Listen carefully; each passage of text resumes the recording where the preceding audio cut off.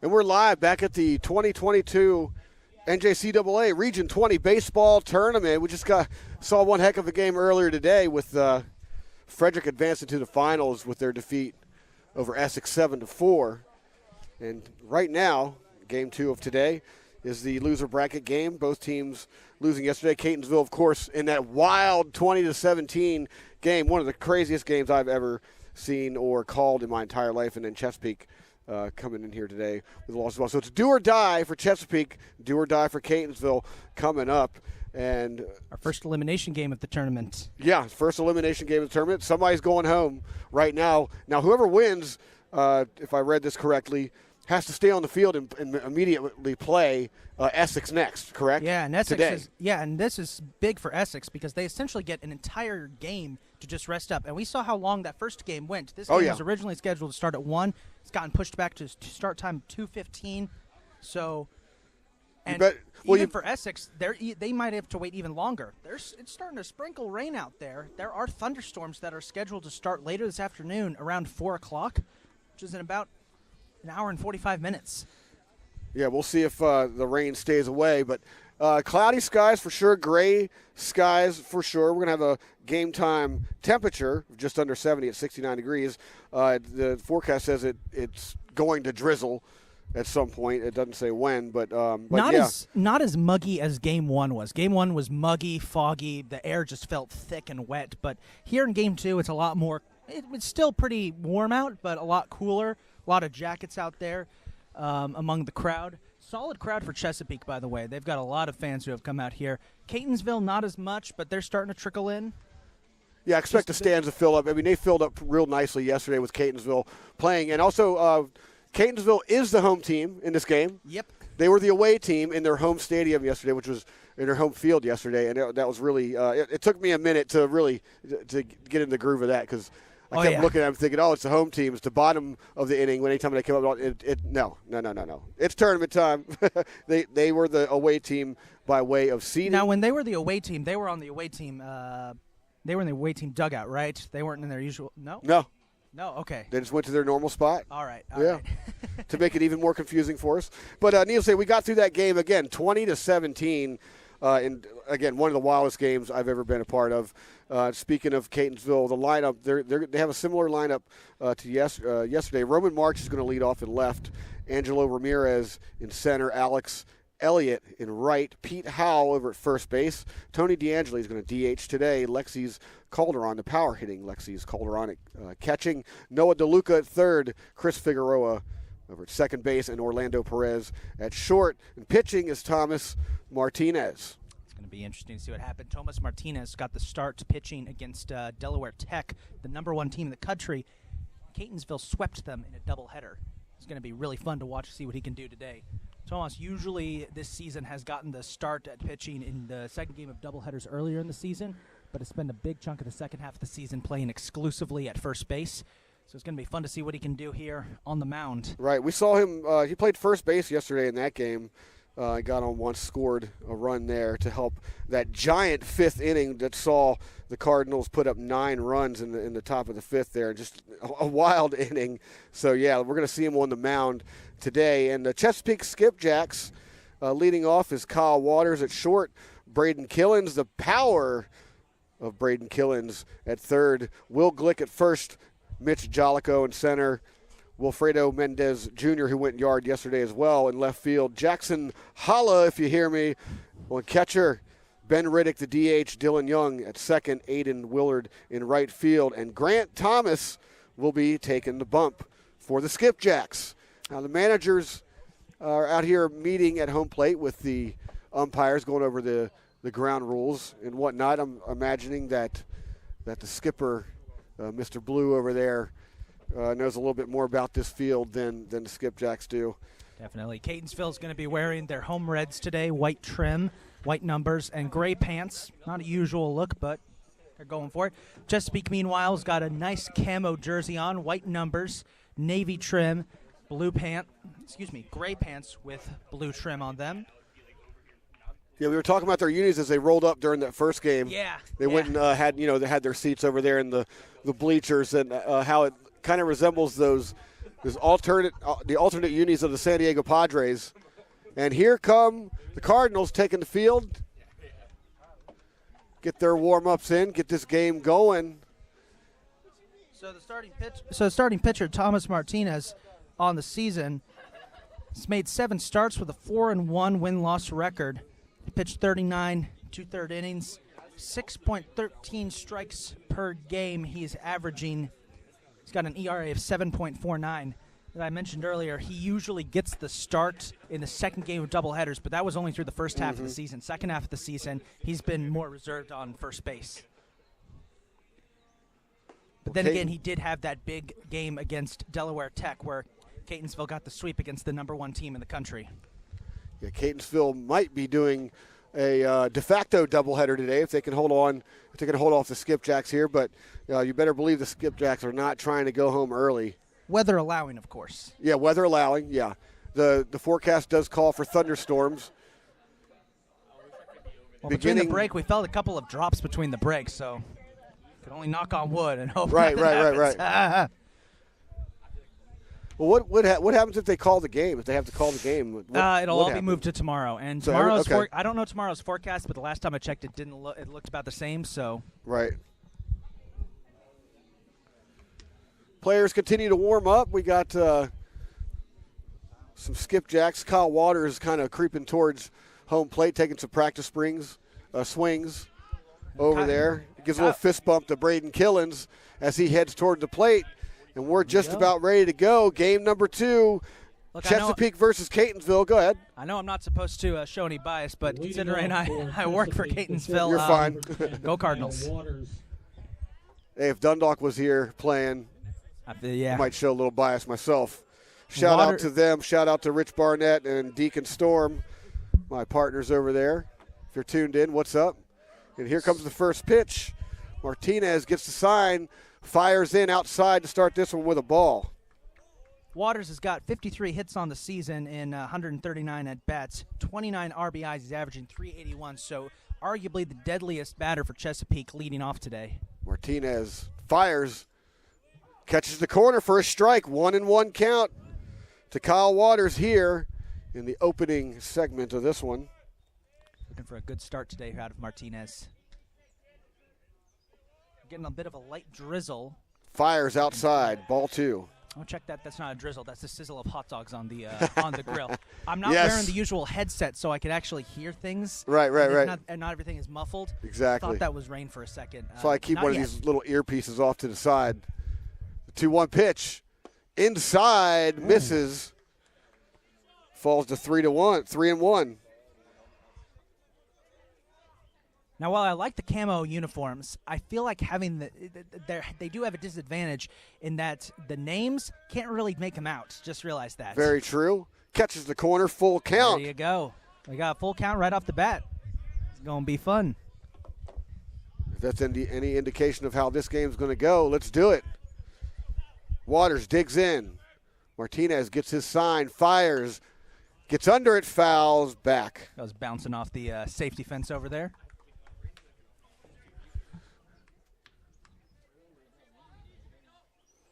Fans and observers continue to trickle in. I don't see anyone. Oh, there is somebody standing out there behind the right center field fence, and it is starting to drizzle, and he fouls that one off. It's going back into what we call the void here at Catonsville. Waters hanging in there. Behind our press box. We lose track of it, and next thing we know, it pops up in the neighborhood back there. Yes, I remember the void. The void, yeah. You educated me on that earlier. Martinez looks in, gets a sign. Waters digs in, full count. Fires inside, loses him. And Waters will jog down to first, and that brings Braden Killens to the plate. Third baseman, number 31, Braden Killens, who hit a bomb yesterday. Killens got 40 hits on the season, 7 home runs, 36 RBIs. He's averaging 388. Martinez. Killens out of Marshfield High School. Looks in, looks over to first. Fires home inside for a ball. 1-0. Headed for his shoe. Pete Howell over there at first with the hold. Martinez looks over at Howell, fires over to Howell, and Waters dives back in safely. Waters does have 8 stolen bases on the season, and notably, when he goes to steal, he's been perfect, 8-0 on attempt stealing. So we got some wheels over there. Interestingly enough, his dive into first, you can't really see the dirt on his jersey because of the It blends in so well, yeah. Catches the corner for a strike. There you go. There you go. 1-1 count to Braden Killens. Pete Howell stays over there with the hold. Perhaps see him drop off if he gets to 2 strikes. Little chopper down to third, fires Chance to second, gets the lead runner, fires the first, overthrows him. Chico with the overthrow. They had a great chance there to get a double play. Great chance, but just wait a little too much power on the throw from Christian Figueroa at second. First baseman number 36, Will Glick. Pete Howell. It's going to be no error on that.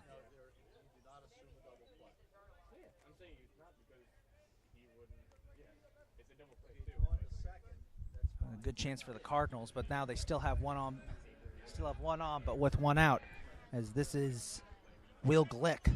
Killens with a healthy lead over there. Martinez looks him over, fires home, misses high and outside with a fastball. Ball 1.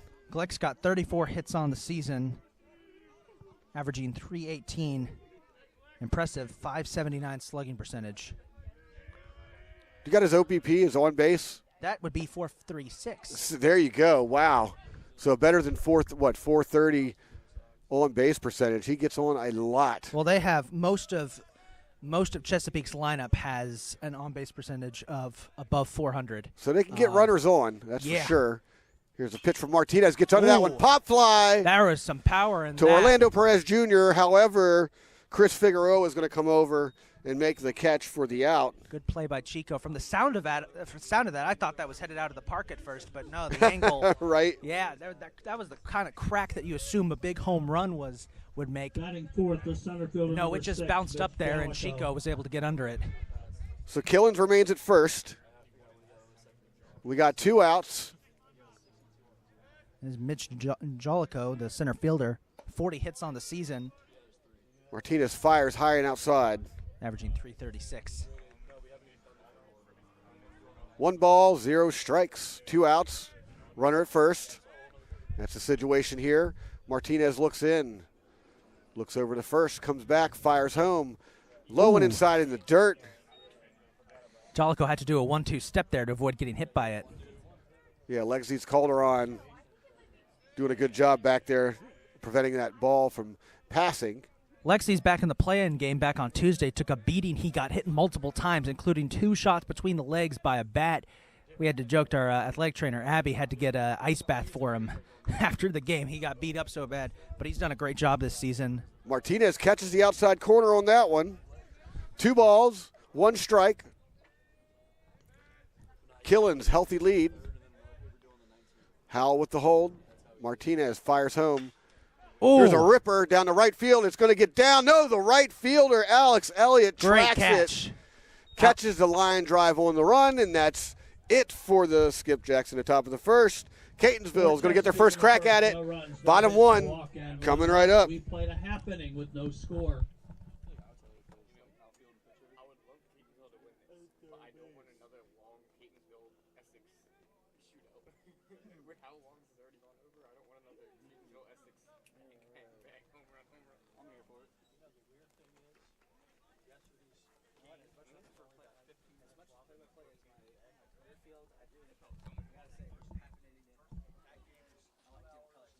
Oh, color's great, yeah.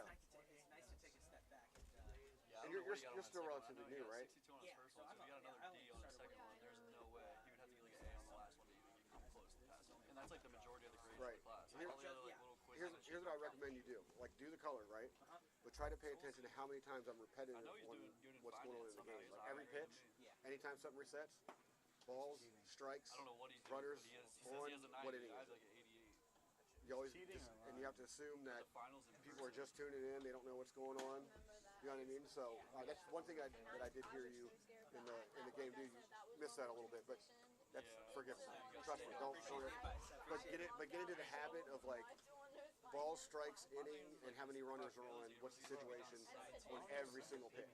It's at first it feels weird. I remember like a long time when I first started, it felt weird like having to say 1 ball, 2 strikes, runner on first. Oh, there's a foul tip. You know, count remains 1 and 2. There's a runner on first. It felt repetitive to say runner on first, but you got to keep reminding people what's going on. Yeah, you have to take stats, So, both econs, both accountants. greatest job in the world, dude. Leading off for Catonsville in the home half of the first, left fielder number 29, Roman March. Bottom of the first, Catonsville taking their first crack at it here. Roman March comes marching to the plate here. He's in left field today. He'll get his first crack at Grant Thomas. Roman March has had an excellent season for Catonsville. 57 hits on the year. Thomas misses outside with a ball. Averaging 324. 324. Gotta Anything check- above 300 is good, right? Oh, yeah. Here comes Long the as pitch. Swing and a miss. March is a very aggressive leadoff batter, but that aggression tends to sometimes get the best of him. It's shown right there. 1-1 count. Thomas fires home. Too low. Pushes the count to 2-1. Grant Thomas, starting pitcher here for Chesapeake. 13 starts on the season, 5-2 record.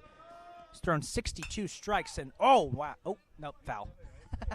Sounded good, didn't The it? power. I'm looking down at my stats, and I just hear that crack, and I thought, oh, that's going. I got you. And you were talking too. I was just going to give you the call. So. Yeah, go ahead. Go ahead. Yeah, Thomas with an ERA of 4.60 on the season. Jackson Holla behind the plate, catching part of that battery, and he doesn't get him to go. No. The appeal to third is he didn't go, so worked himself into a full count here. March is aggressive, but he knows when to dial it back. Catonsville's got a couple players as here comes a pitch, and that's ground ball. Shortstop. There you go. No luck there. Kyle Waters scoops it out of the dirt, fires over to Will Glick for the first out. Center fielder number 27, Angelo Martinez. So Angelo Ramirez, Jello as his teammates call him. Jello, there we go. This guy's been in national news. 57 stolen bases on the season. He leads the entire nation. Also with 53 hits, batting average of 338. He's been the story of the year for Catonsville. Ooh. Big swing and a miss there. Ramirez tends to be a lot more conservative than his fellow batters. Tends to kind of wait for it, and that can backfire him. He's been struck out 50 times this year. Once he gets on base, though, he's almost untouchable. There's a ball almost in the dirt there, low and inside. 1-1 count. Thomas looks in. Ramirez digs in. Here comes the pitch. Big swing and a miss. Strike 2. So Ramirez, so he garnered that national news because of the steals, correct? Yeah, so he was at one early in the season. He's averaging 3 steals a game. It was unbelievable. That's ridiculous. That's just crazy. I've never seen anything like it. His on base percentage, by the way, he's on base percentage .455. So he is almost always getting on base. Yeah, almost half the time there. And it is 2-2 once he count. gets on base, it's just Misses outside. So Ramirez has worked this count full. As I said before, very conservative batter, tends to take his time. It's bit him in the butt a ton this season, however, but when he does get on base, usually good things happen. The 3-2 pitch. Big swing and a miss. Strikeout 51 of the year for Ramirez. Grant Thomas records a strikeout there. That brings Alex Elliott, who's playing right field today, to the plate. Right fielder number 8, Alex Elliott. The end of this 1-2-3 outfield punch for the Cardinals to lead off. Alex Elliott's leading batter with 69 hits on the season, 404 batting average with 49 RBIs. Drops a little soft curve there on the outside, but doesn't get the call. 1-0 count, nobody's on, 2 outs, and he goes back to the same pitch a little bit further outside. 2-0 to Alex Elliott. Elliott initially was not the starting right fielder. He initially was playing third base, but after injuries shuffled up the lineup, he moved over to right field, and he's been great out there ever since. Watches one hit the dirt, so 3-0 count. It's really early in the game. I don't expect Elliott to lift the bat off his shoulder for this one. He's going to force Thomas to throw him a strike here as he, lays off and gets rewarded with a walk. Nice stroll to first base here this Saturday afternoon. Pete Howell. For Catonsville, the first baseman, number 16, Pete Howell. Pete Howell heads to the plate. And Tony DeAngeli, the DH, is on deck, so if Howell can get on or extend this inning, we'll see Tony DeAngeli next. Pete Howell, 36 hits on the season, batting .316. Strike inside. No balls, one strike. Runner at first. Alex Elliott standing out there, hoping that Howell can get him around somehow. His teammates call him Pistol Pete. And the same nickname that I believe Pete Maravich in the major leagues. Oh, there you go. Yeah, basketball. Yeah, the old school basketball player, Pistol Pete Maravich. Pistol Pete Maravich, yeah. So they call Louisiana. Him that. Yeah, he played down back when the Jazz were the New Orleans Jazz. Fastball to the outside. Will Glick with the holdover at first. Alex Elliott takes his lead. Howell digs in. Thomas gets his sign. Looks, fires home. Gets under that one. Foul. Sends it up into the way void. Out of play to the left. Up into the void. Into the trees, yeah. Is that the void too over there? No, void is mostly. It's mostly right field. Everything back behind us. That's the neighborhood that ball's just disappearing. Gotcha. To. Down the third base. Over there is just the soccer field. Pitch. He goes. Gets under that one. It's a little dribbler to first. Picked up by Glick, and he keeps it. Runs back to first for the out, and that's going to do it. No runs, no hits, no errors. We got a nothing ball game in this elimination game. Like Top of the second coming up. We'll be right back. A walk and one left. We played one inning in our game with no score.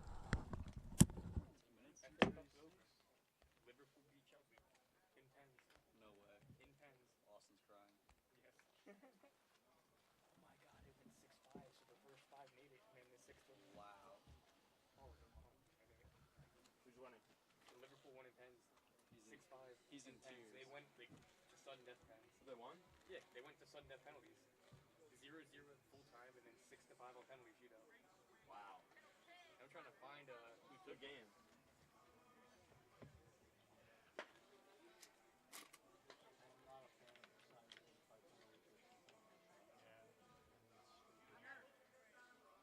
So as you sit up there and chill in the bus? Yeah, I think some of them went to get food, but I'm not sure. I think some of them might have.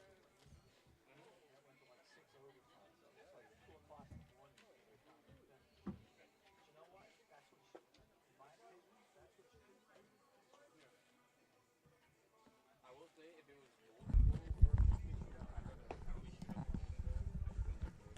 And we're back. The 2022 NJCAA Region 20 baseball tournament continues. And we got a tight one here early on. For Chesapeake and leading off. And say that again. Left fielder number 13, Wilfredo Mendez Jr. We got through one inning. Zeros across the board. And Wilfredo Mendez Jr. will lead off for Chesapeake here in the top of the second.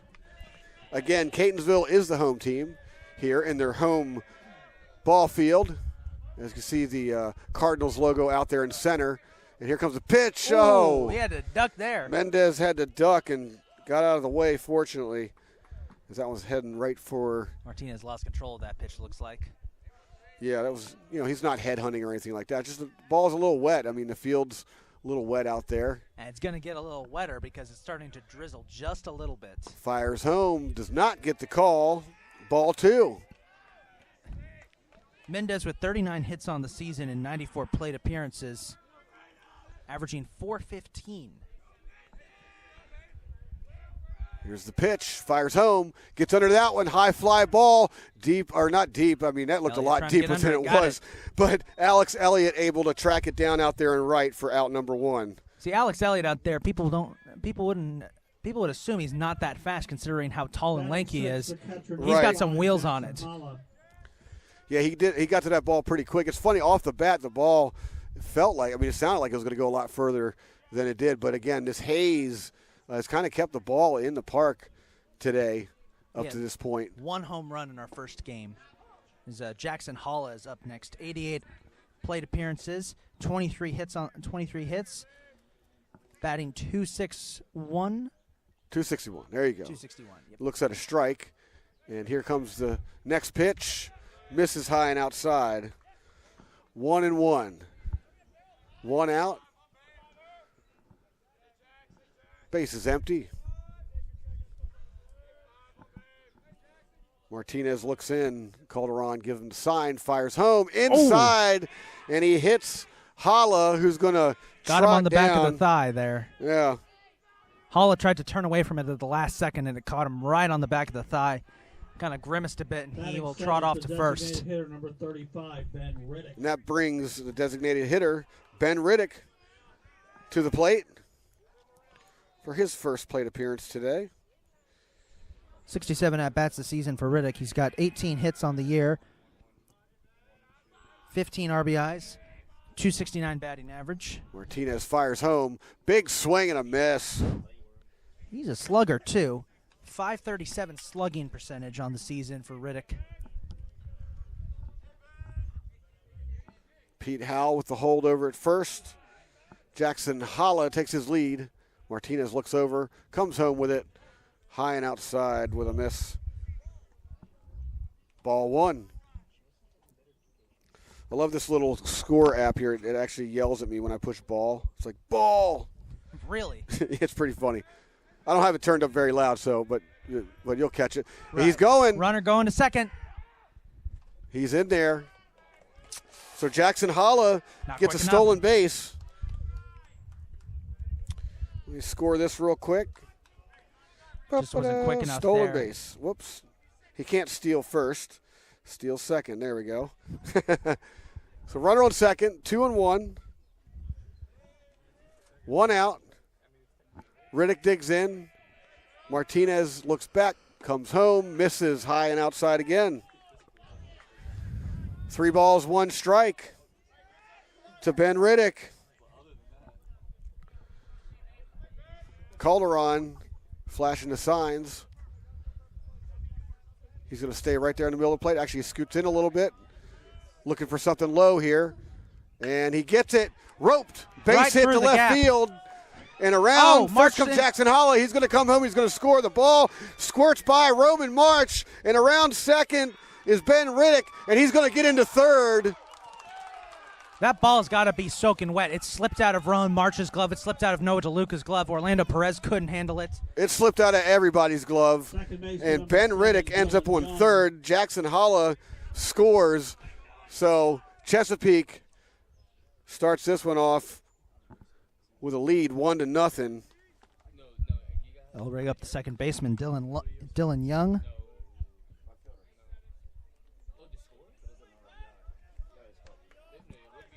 So we got Riddick at third, and Dylan Young digs in to take his hacks.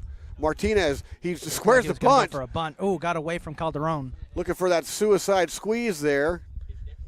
You don't see those very much. But if you're going to do it on a field, you might as well do it here where the ball travels very slowly in the infield. That was the second triple of the season for Ben Riddick. Martinez fires home. He squares the bunt, gets it down. Here comes the runner at home, and he's going to get him. Riddick tagged out at the plate.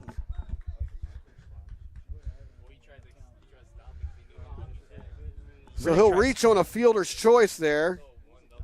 Riddick tried stopping at the last moment there when he realized he wasn't going to make it and kind of awkwardly slid into home. Calderon was able to catch him out. Number 23, Aiden Willard. This is Aiden Willard up next. 98 plate appearances this season, 27 hits, just 9 RBIs. He's averaging 276. So we've reached the bottom of the order here. So Chesapeake trying to add another run there with a with a bunt that really, should have been placed down the first base side, but it went right back to the pitcher.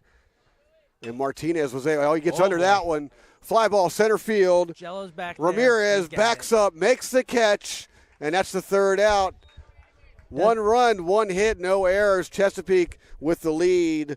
Bottom of the second, coming right up. All ones in the inning for Chesapeake. A run, a hit, an error, and 1 left. Inning and a half. Chesapeake 1, Catonsville 0. Yeah, when you got a runner on third and it's a hit and run play, it's called a suicide squeeze because the runner's already in motion and you don't know if the guy's going to make contact. He jets down the third baseline. The batter has to make contact. So it's called a suicide squeeze when he puts it down. Jimmy, there was an error on that inning. There was an error. Oh, okay. Oh, that's right. The ball slipped out of the guy's hand. I didn't score that. My bad. Thank you. Heavily back. I thought it felt like a drizzle on my hand for a second. What? I felt like it was drizzling or something. I thought it felt like a raindrop. I thought you said hot dog. Oh, totally. I'm going to grab a tea real quick. No, you have to understand something. When you get mustard on the score sheet, it's official sheet. That's the rule. That's how you know. If you get mustard on the sheet, the score sheet is then official. Frank, you got the mustard?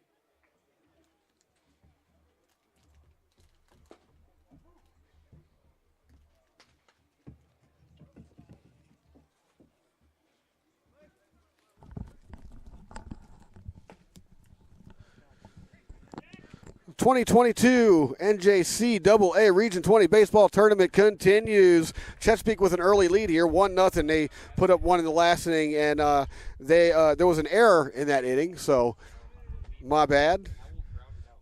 And Designated hitter number 25, Tony D'Angeli steps to the plate for his first appearance of the day. He gets a little chopper foul. Angeli, 131 plate appearances this year, 44 hits. He's the leader in home runs with the Cardinals with 7, 42 RBIs, averaging 336. Oh yeah, that's the ice cold, refreshing sound of brisk iced tea. Are we doing plugs? We're totally again? doing product placement this whole game. All right, Here's I'm the in. pitch. I'll do it. Nice curveball falls in there for a strike. 0-2 the count to Tony D'Angeli. Played a lot of positions this year. D'Angeli started the year off as a catcher, got moved to first base, and is now kind of settled in as a designated hitter. Oh, and he gets filthy curveball drops in there for strike 3. Looking, Tony D'Angeli will have a seat, and that brings Lexi's Calderon to the plate. That's unfortunate. For Catonsville, the catcher number 20, Lexi's Calderon. Filthy curveball. Wow. Going to have to look out for that one all day long. Here comes the pitch. Does not catch the inside corner. This is Lexi's Ball 1. Calderon, the catcher. 92 at-bats on the season. He's had 27 hits on the year. 17 RBIs, averaging Pitch 293. in the dirt. That one got away with him, smacking right into the fence in front of our press box. We'll reset and do it again. Grant Thomas gets himself situated. 2-0 count. Calderon digs in. The pitch, big sweeping curve, does not get the call on that one. Not sure the Chesapeake fans would agree with that. That was close. Yeah, Grant Thomas showing a lot of that curveball early. Throws one in the dirt, loses him. So Calderon will take the promenade down to first, and that brings Noah DeLuca to the plate. Number 3, Noah DeLuca. On deck is Chris Figueroa. Noah DeLuca, third baseman. 108 at-bats on the season. He's had 36 hits, averaging 333. Calderon with the lead. Very patient and extremely conservative batter, DeLuca. Here's the pitch. High ball. You will rarely see him swing at all. Very patient, willing to wait until the last moment. That's really helped him develop into a solid player. Here comes the here. pitch. Gets under that one. Foul. Will Might have a Blix chance chasing to it grab down, and he's not going to get it as the ball soars over into the what is that? Batting cage. A batting cage. Okay, yeah. that's what that is. Yeah, a batting cage over there.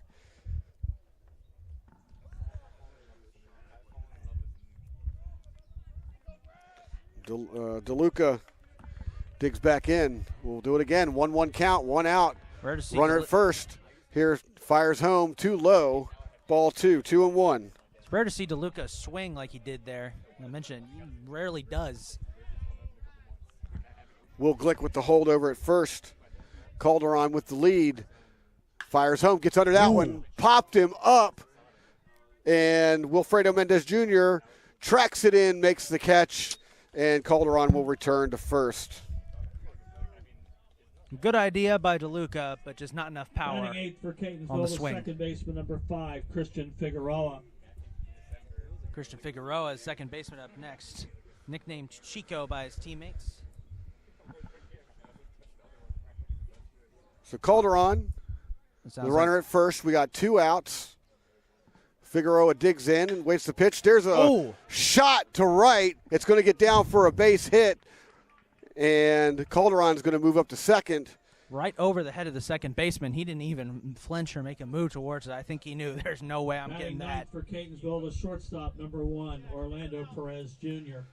So we got 2 runners on with 2 outs. Catonsville's got something cooking here in the home half of their inning. And Orlando Perez Jr. takes his time getting to the plate. Perez had the first home run of the entire season for Catonsville back in February during their little early spring break trip down in Florida when they played a handful of community colleges down there. Grant Thomas in a little bit of trouble here early on in the bottom of the second. Looks in, fires home, low and outside. Ball 1 to Perez Jr. Perez has got one of the biggest supporters here in all of Catonsville. That's his father who watches up there in center field, the red car. Parked there and wants to watch a game after I was done calling a softball game and got to meet him. 1-0 pitch is low and in the dirt. Ball 2. Pitch number 34 coming up for Grant Thomas. Runners take their leads. No holds. Fires home. Gets under that one. Popped him up to the right side. Will Glick is under it. He makes the catch. Great catch to end the threat. Good to see Catonsville getting some contact there. Hit a walk and 2 left. We played but no luck for the Cardinals. Chesapeake 1, Catonsville 0. Gonna have to wait till the third to see if they can strike back here. So no runs, a hit, 2 left on. You heard the announcer correctly. We got the top of the third coming right up. We'll be right back.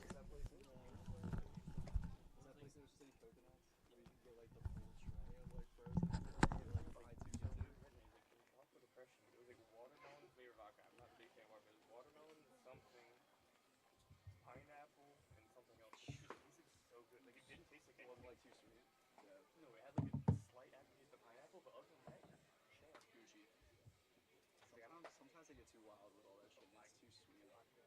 No, but we kept ordering around to those. After that, we found that drink. We're like, Yeah, don't worry when I cut you off. You'll learn how to talk around. I'm just gonna keep calling the balls and strikes, all that stuff, and you'll get the hang of it. Yeah, right. let's see me do it again. Make my drink reappear.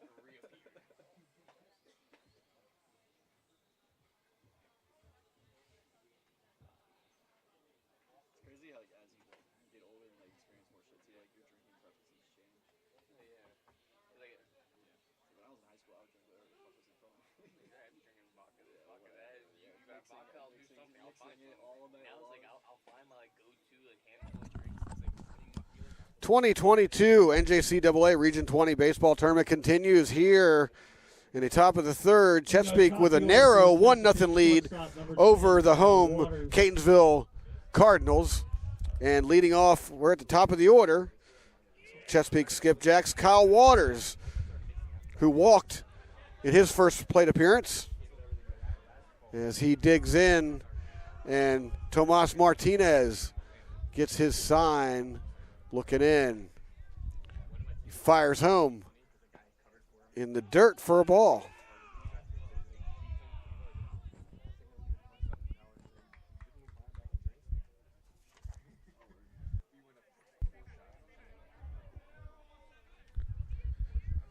Here comes the second pitch.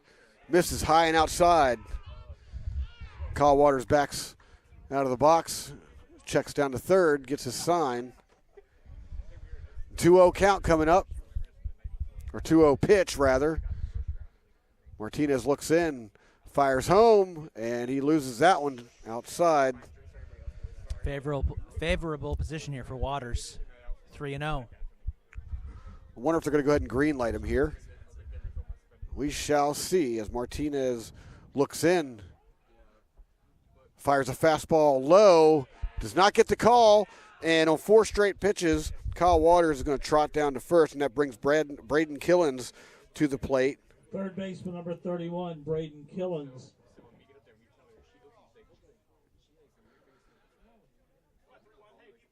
Killens showed us a lot of power yesterday.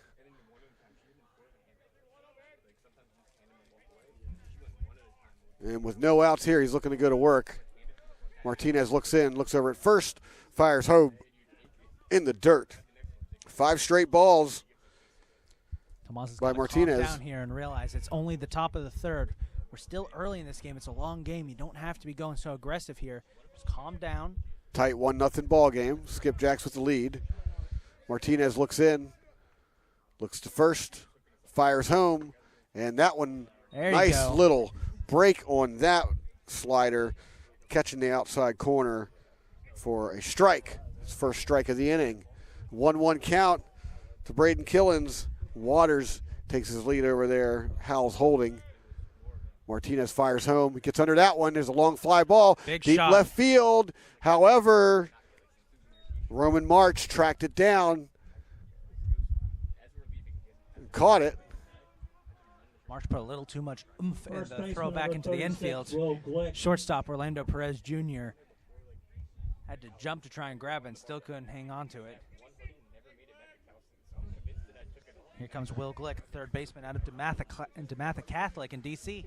So Waters remains at first. Martinez looks him over. Fires over to first. And Waters slides back in safe. Will Glick takes his second set of swings here. He's 0 for 1. He flew out in his first at-bat. So he digs in. Martinez looks in, gets his sign. And he fires home, gets under that one, but fouls straight back. Back there towards the Heard a thud back there. hamburgers and hot dogs. Yep. Speaking of which, I see you barely touched your hamburger. Something up with that? No, I'm just predisposed. I'll get on it. Trust me. I got you. I might even just take it, with the car ride back to Frederick. Fair enough. And he Ooh. shoots one over towards short. Shortstop can't stop it, and that's a base hit to left field for Will Glick. They're hitting the sweet spot out there. The gap between third Center and fielder shortstop. number Just 6, going after Mitch that gap Jellicoe. again and again and again. Giving Orlando Perez Jr. a workout and also starting to tire him out. So we got runners at first and second with Mitch Jellicoe coming to the plate. He's 0 for 1. Just one out. Chesapeake looking to extend the lead here. Martinez looks back at second, fires home, and he hits a foul ball. Little soft grounder down the third base side. Got a nice, knocked up a nice bunch of dirt on the way there. A little puff of dust. Third base coach and first base coach, they're flailing their hands around a little bit, getting their signs out there. Runners take their leads, and he's off and running. Fires does not. Didn't even have to. It was too late. He was too Wow. fast. So Kyle Waters snatches one there.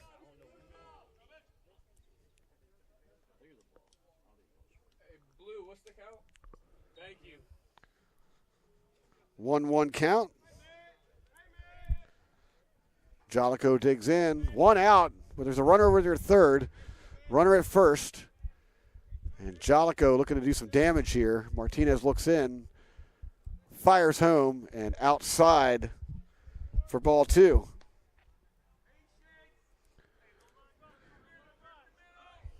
Third base coach telling Jellicoe to be patient. Infield playing back just a little bit in that proverbial double play depth. Martinez comes home, trying to drop a curveball in there, but he does not get the call. Yeah, it's just a tad high off the strike zone. Strike zone in game one, same crew, was very low, we noticed. Really tight and really low, yeah. I wonder if that's going to be the same here. You got to have your A game out there today. Martinez looks in. 3-1 count. Fires inside, and he loses him. Bases loaded. Jolico at first, Will Glick at second. Kyle Waters stands over there at third, and Wilfredo Mendez Jr., who went yard yesterday, comes to the plate.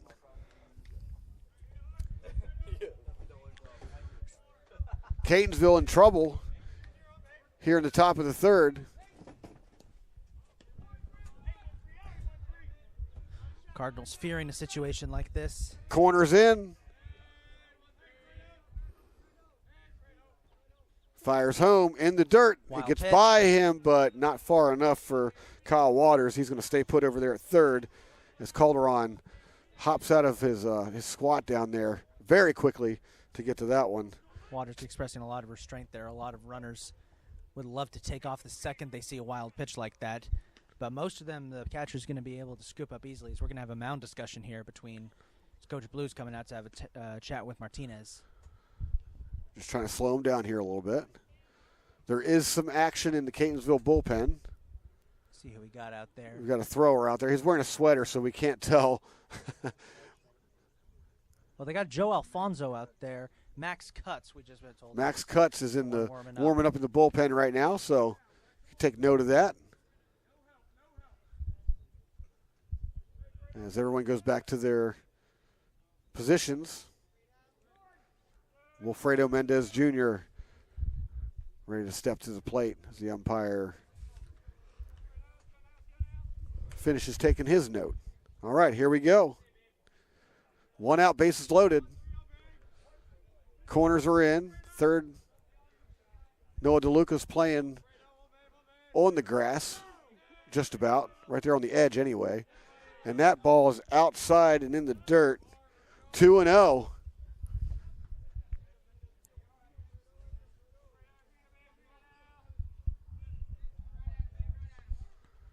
Second and shorter playing back. Still playing for, still anticipating the double play there. And there's a strike right there on the high, the upper inside corner rather. Tightened it up and got a strike there. Good stuff, Tomas. There you go. You don't like getting behind in the count, especially with the bases loaded. And that's kind of the key to keep batters out of focus, is to get ahead. But it's not the case right here. 3-1 as he almost drills Wilfredo Mendez Jr. Probably took a couple of arm hairs off. Right. That's how close it was. Mendez Jr. with the green and white wristbands. It looks like tape. Martinez fires home. Mendez on the ground. Picked up, fires to first. They're going to surrender the run at home. But they do get Mendez at first. And that brings home a run. It's 2-0. The good news for the Cardinals, bases aren't loaded anymore. Bad news, they still got 2 runners in scoring position and just gave up another run. Catcher number 5, Jackson Holla.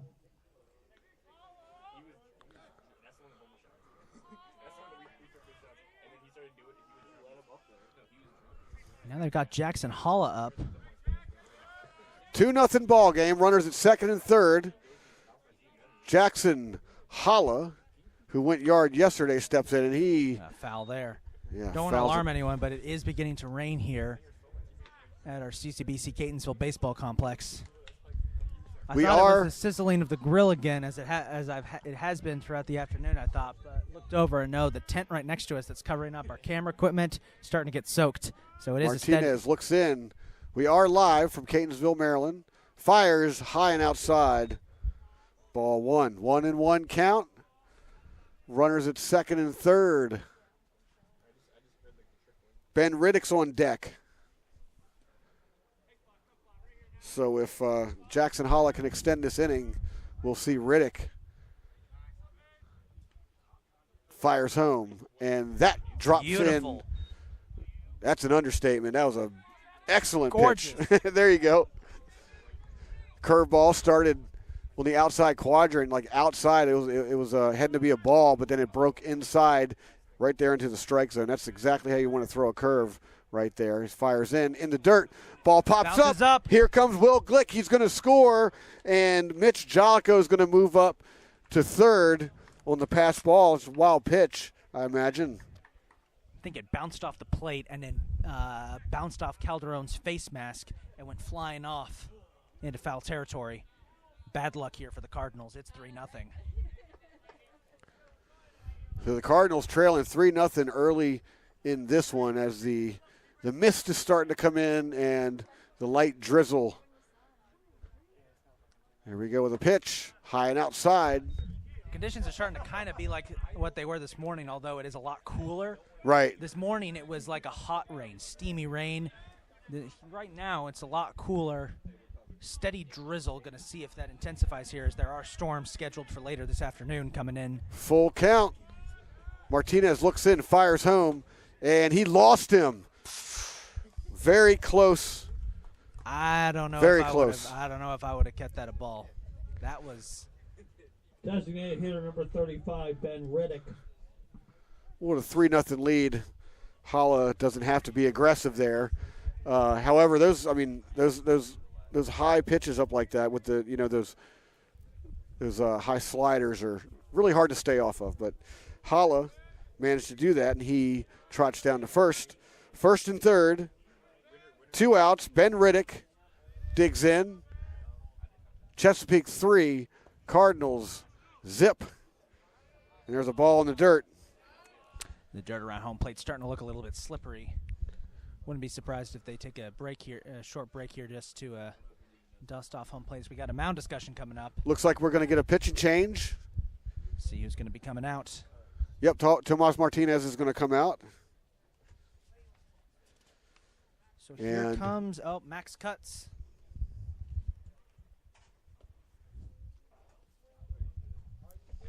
How do you spell his last name? Cutts. There we go. What's his number? He is number 14, freshman right-handed pitcher out of Olympia High School down in Florida. Max Cutts, 8 starts the season, 4-3 record. Has pitched 1 complete game, 36 1/3 innings pitched. Pitching change for Catonsville, now doing the pitching, number 14, Max Cutts. Cutts has thrown 23 strikes this season, averaging 5.7 strikes per game, with an ERA of 7.18. Martinez never seemed like he could really get settled there through these first 3 innings. Yeah, couldn't quite get a handle on the ball. He exits after 2 2/3, giving up 3 runs. No strikeouts, 4 walks, couple of hits. Max Cutts comes in to try and stop the bleeding. Martinez is responsible for the 2 runners that are on.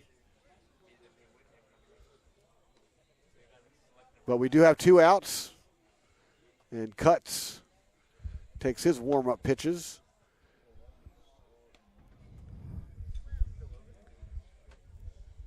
Catonsville would have loved to have their ace, Travis Weaver, available for this game. However, on Tuesday's preliminary game, Weaver threw 149 pitches in a complete game. Amazing. So he is, That's amazing. Which I checked is tied with the actual major league record for wow. most pitches in a single game. I guess I heard incorrectly about. I'm sure the Nolan Ryan stat we talked about in our first game right. has to be from like a doubleheader. Gotcha. That's the only way I can explain that. But yeah, Weaver's pretty much unavailable for the entire tournament as his arm is just shot. So I'm sure what after Max Cutts can do here. That many throws. So Ben Riddick digs in to face Max Cutts. And here we go. And first pitch is a strike. Good start.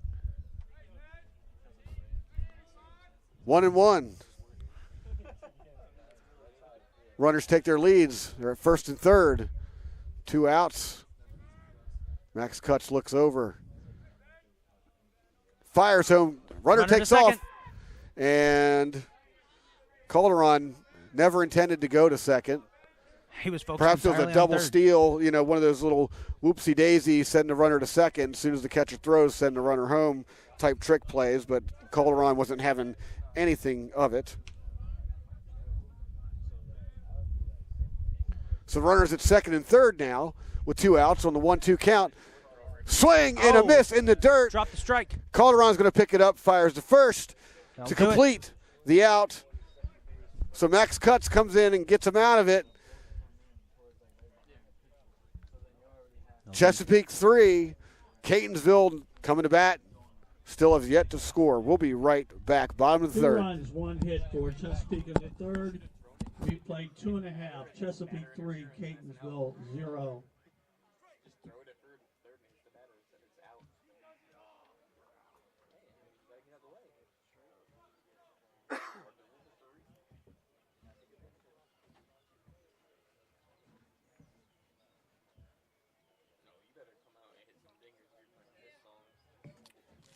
Now I can sneak a bite of the hamburger. There you go.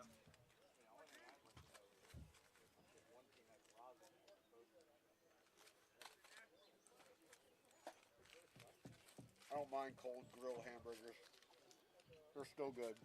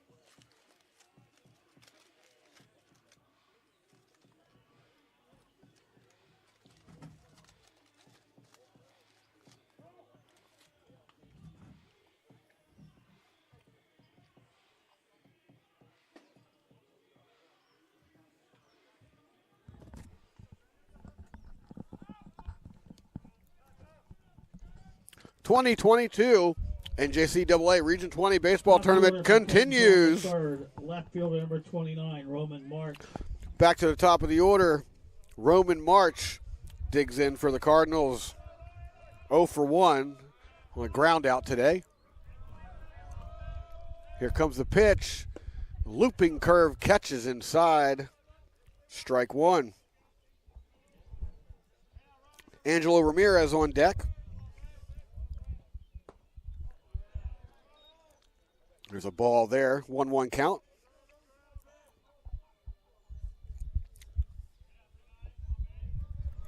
Someone's playing cello music in the stands. Yeah, we can hear that. Gets under that one to the left. It's foul.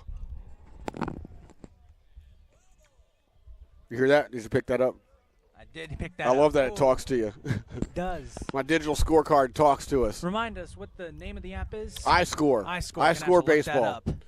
Yeah. Ooh. Little floater inside. It caught Oh, it just got the him on the wrist. forearm, and Roman March is going to hobble down there to first. Here's Angelo Ramirez. Center fielder number 27, Angelo Martinez.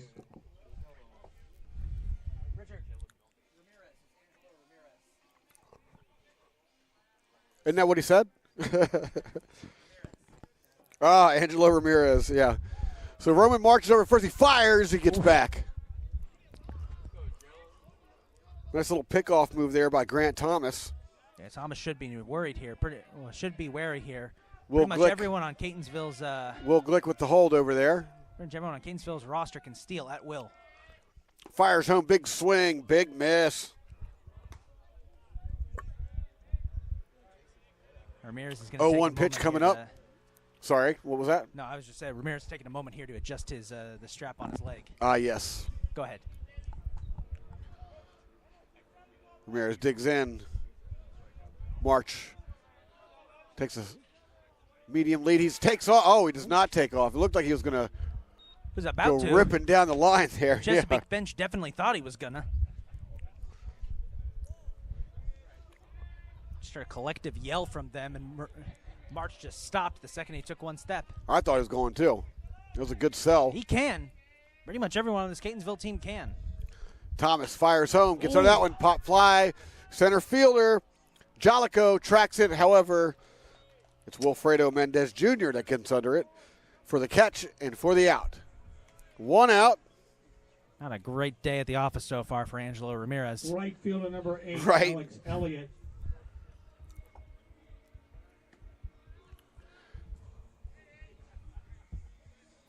Roman March stays put at first.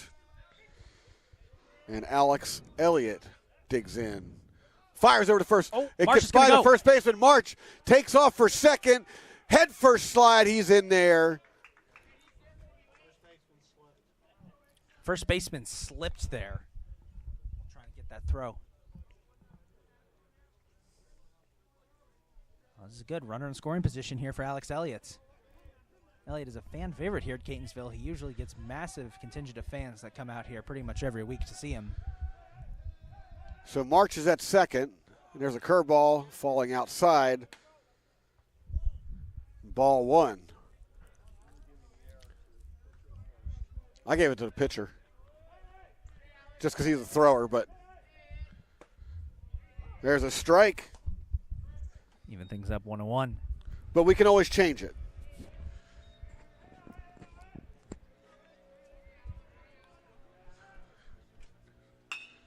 There you go. Gets under that one. Down to the left field. It's in there for a base hit. Around third comes Roman March. He's going to score, and he puts the Cardinals on the board. An RBI by Alex Elliott. There you go. 3-1. Skipjacks. First number 16, Pete Howell. Great ball placement there by Alex Elliott, getting it right down the left field line, right on the edge. Left fielder couldn't get there in time. And Rowan March is going to score the run, makes it a 2-run game. 1 out. We've got a runner on, a big swing there. Little tap held on by the catcher for a strike foul. Foul strike, however you want to put it. Keep your eyes on Alex Elliott. He may not look it, but he can steal too. There you go. Oh. Right back to where it does look like it might have caught the catcher's mask as well on the way back here. Caught the catcher's mask, caught the pole holding up our fence right in front of us. So 2 foul tips. 0-2 count. Elliott takes his lead at first. Catonsville trying to get something going here. A little curveball. Cannot catch that outside corner.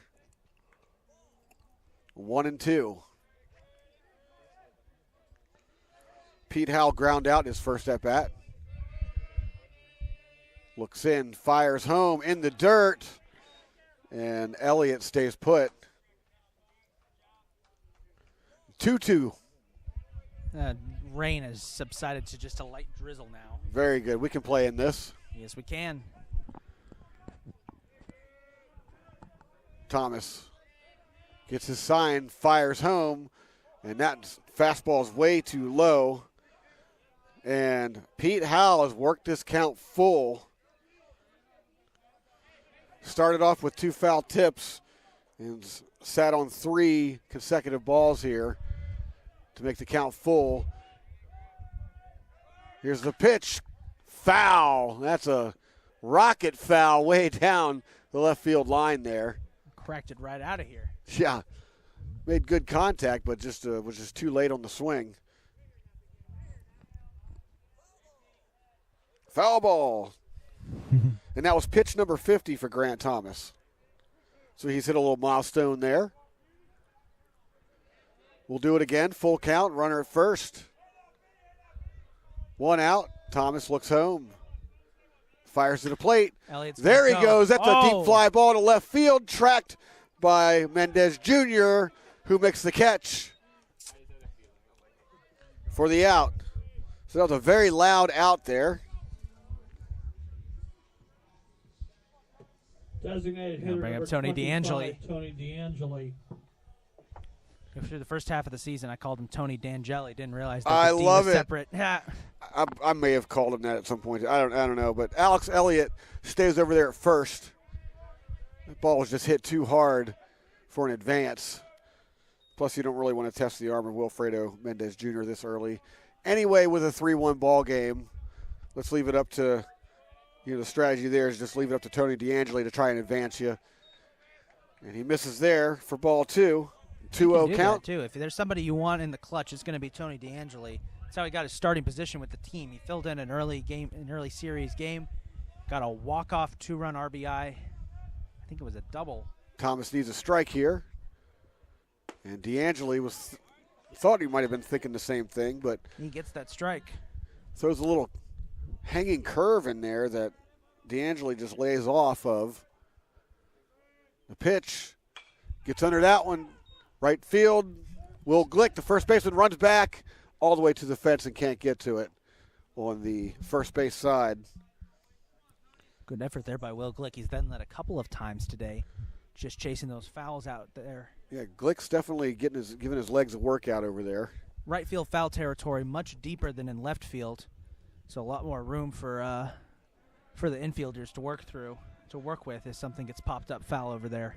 It's not Oakland A's room, but it's a lot of room out there. And here's a drive out to the gap in right center. Right fielder snatches it up, fires to third. Try to get to third. And, Alex Elliott goes from first to third on the base hit by Tony DeAngeli. And the Cardinals are still in business here in the bottom of the third. Perfect placement on that hit by Tony DeAngeli, too. Here comes Alexis Calderon.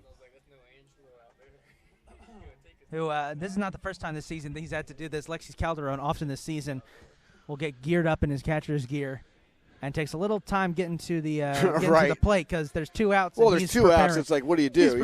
He's preparing to go out there. So there's been several times where his walk-up song is played nearly a minute and he finally shows up. It's just part of the dramatic entrance.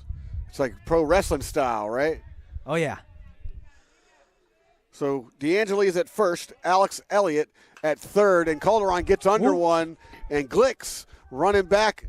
We got a whole plethora of people over there. Hey, no one catches it. Elliott scores. So Elliott scores on it. It's now a 3-2 ball game. So Dylan Young, Will Glick, and Aiden Willard all converging on that one, and nobody could come up with it. And Alex Elliott comes in to score on the error. I think initially Glick called for it, then backed off when he lost track of it. What's that? Third baseman number 3, Noah DeLuca. I think it is. There's Noah DeLuca up next. I would say that is an error. Dylan Young was the one trying to go for it, and it bounced out of his glove as Noah DeLuca sends that foul.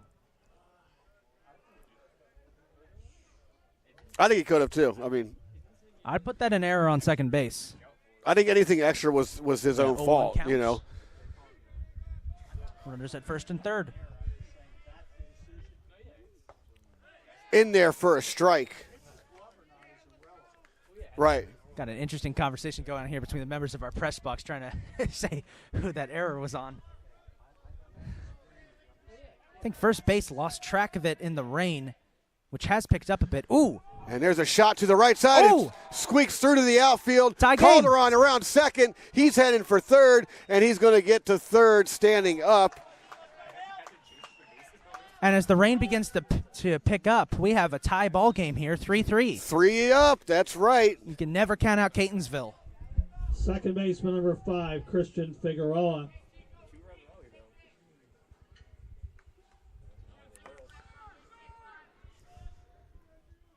Basically identical hits there by both Tony DeAngeli and Noah DeLuca.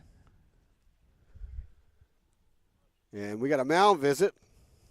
See what happens here. No one's warming up in the bullpen for Chesapeake yet. Orlando Perez Jr. has been sent out there to collect Noah DeLuca's batting gear. Right. Chesapeake coach is probably discussing things over here with Grant Thomas, trying to calm him down. This is the first sign of weakness we've seen out of him this entire game.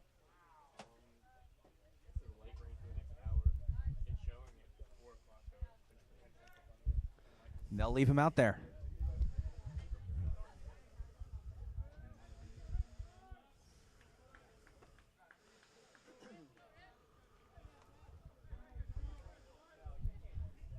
Always like the little dance Chico does before he steps up to the plate. Right. Always kind of steps up, steps back, does a little side-to-side swivel.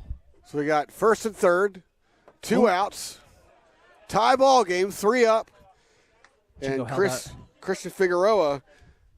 Chico held out a hand there, telling Lexis to stay at first. Excuse me, third. Yeah, hold up. Figueroa is 1 for 1 today. Got a single at his first at-bat. And here comes the pitch. Ooh. Drops it in there. No call. No ball. This Chesapeake crowd, Chesapeake crowd, a little more polite when it comes to those kind of calls that could have gone either way. Previous Essex comes crowd the pitch. was not. That one falls in for a strike. Identical pitches, but this one found the zone. Runners take their leads. Figueroa looks in. Ooh. 3 consecutive curveballs, but no reward as Grant Thomas falls to 3-1. He does have an open base, but you don't want to be putting people on here. Fires inside, loses him. And that'll load the Figueroa's bases. going to walk down to first. Bases loaded for Orlando Perez Jr., who went yard yesterday. Shortstop number 1, Orlando Perez Jr.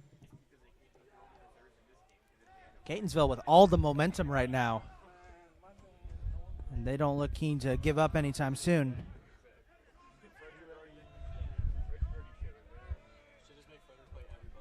Perez Jr. looks at the pitch, looks it all the way in.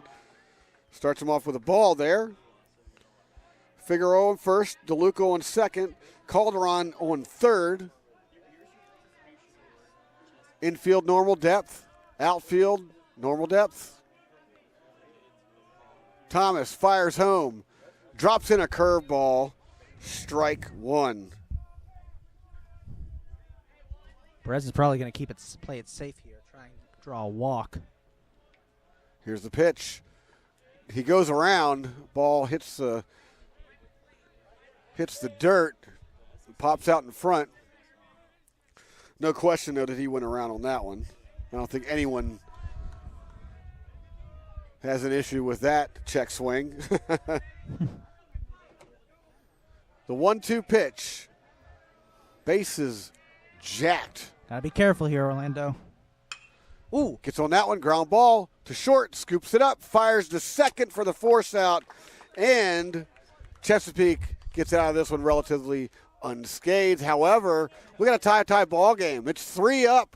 We head to the top of the 4th. We'll be right back. What'd you guys end up deciding on that play? That's what I thought too. I thought like anything abnormal about the play was caused by the guy running towards the ball because he broke on it way too late anyway.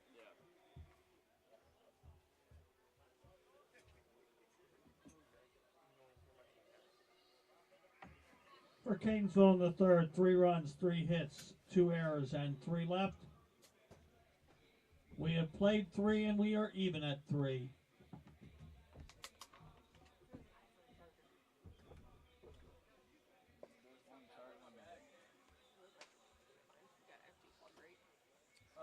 We can make one for you. I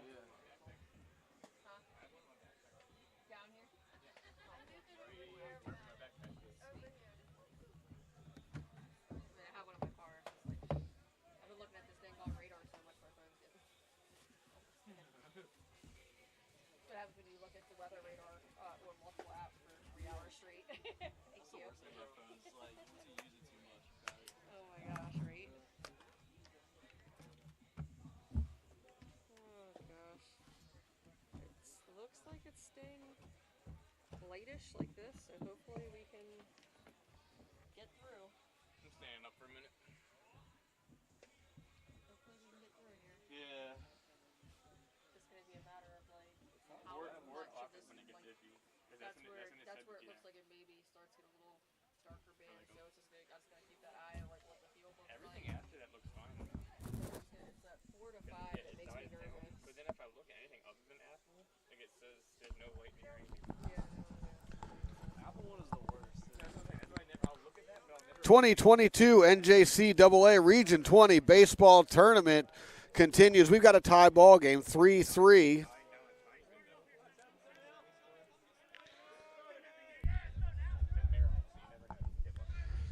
And I'm going to have to fix my scorecard here. For some reason, I've got an extra run to Catonsville. Or you could keep it. Just We not, could keep it totally just- not biased, but you could Right. keep it. Ooh, that went right by Cuts. There's a base hit to center field to start this one off. Cutts had Dylan to Young jump leading out of the off way for there. Chesapeake, now the batter, right fielder number 23, Aiden Willard. Good hit there by Dylan Young. I'll bring up Aiden Willard, the right fielder. Yeah, I don't understand how that was scored, but now I'm talking to myself out loud. All right, so Dylan Young is the one with a base hit. I do that all the time. You're not alone. Hey. Brings Aiden Willard to the plate. He's 0 for 1. Fly out. His last at bat, and that ball misses outside. Max Cutts is still on the bump for the Cardinals. Chesapeake bench really getting into it. Yeah, a little less chatter in this second game. It seems like a little more focus going on here, but there's a high fastball missing for ball two. Again, you have to remember, Game 1 wasn't an elimination game. It was basically, I mean, it was a semifinal, but at the end of the day, the loser still has another game to play. Exactly. This is an elimination game.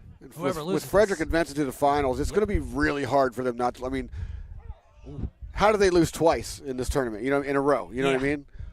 So we'll see. I mean, they're the number 2 team in the country, very powerful team. But however, it's tournament time. Anybody can beat anybody. Cutts looks in, fires, outside, missing for ball 3. And despite it being a tournament where anyone can beat anyone, our PA announcer Richard Keller did mention it has been a chalk tournament so far in which the favorite team has won every game. Very true. Based on that, the favorite team in this is Catonsville. Young takes his lead. Cutts fires home, and he gets the corner for a strike. So Max Cutts worked his way back into a full count after throwing 3 consecutive balls. He's thrown 2 strikes. Cutts fires home. Gets a piece of it right back at us, and I'm really glad that fence is here in front of us. I am too. I hope our athletics director, Melissa Miller, was watching that. I actually didn't flinch that time. Great. Melissa. So running joke we have at Catonsville of me flinching every time a foul ball gets hit my way. Right. That was just a 10th pitch thrown by Cutts as he came in this one. He's going to step out. In relief. And Young's got a pretty big lead over there. Willard digs in, looks up, Cutts, fires home, takes a big swing and a miss. Strike 3. Is that the first strikeout of the game for Cutts? Oh, yeah, no. And here comes Kyle Waters. Top of the order. Yes, back to the top of the order. He'll go to work here with 1 out and a runner on first. Shortstop number 10, Kyle Waters. He's walked twice in this one. So he's been on base both times. Here's the Cutts curveball. Catches the outside corner for a strike. Waters digs back in. Cutts looks to first. Comes home with it in the dirt. But Calderon eats it up. And Dylan Young's going to stay put over there.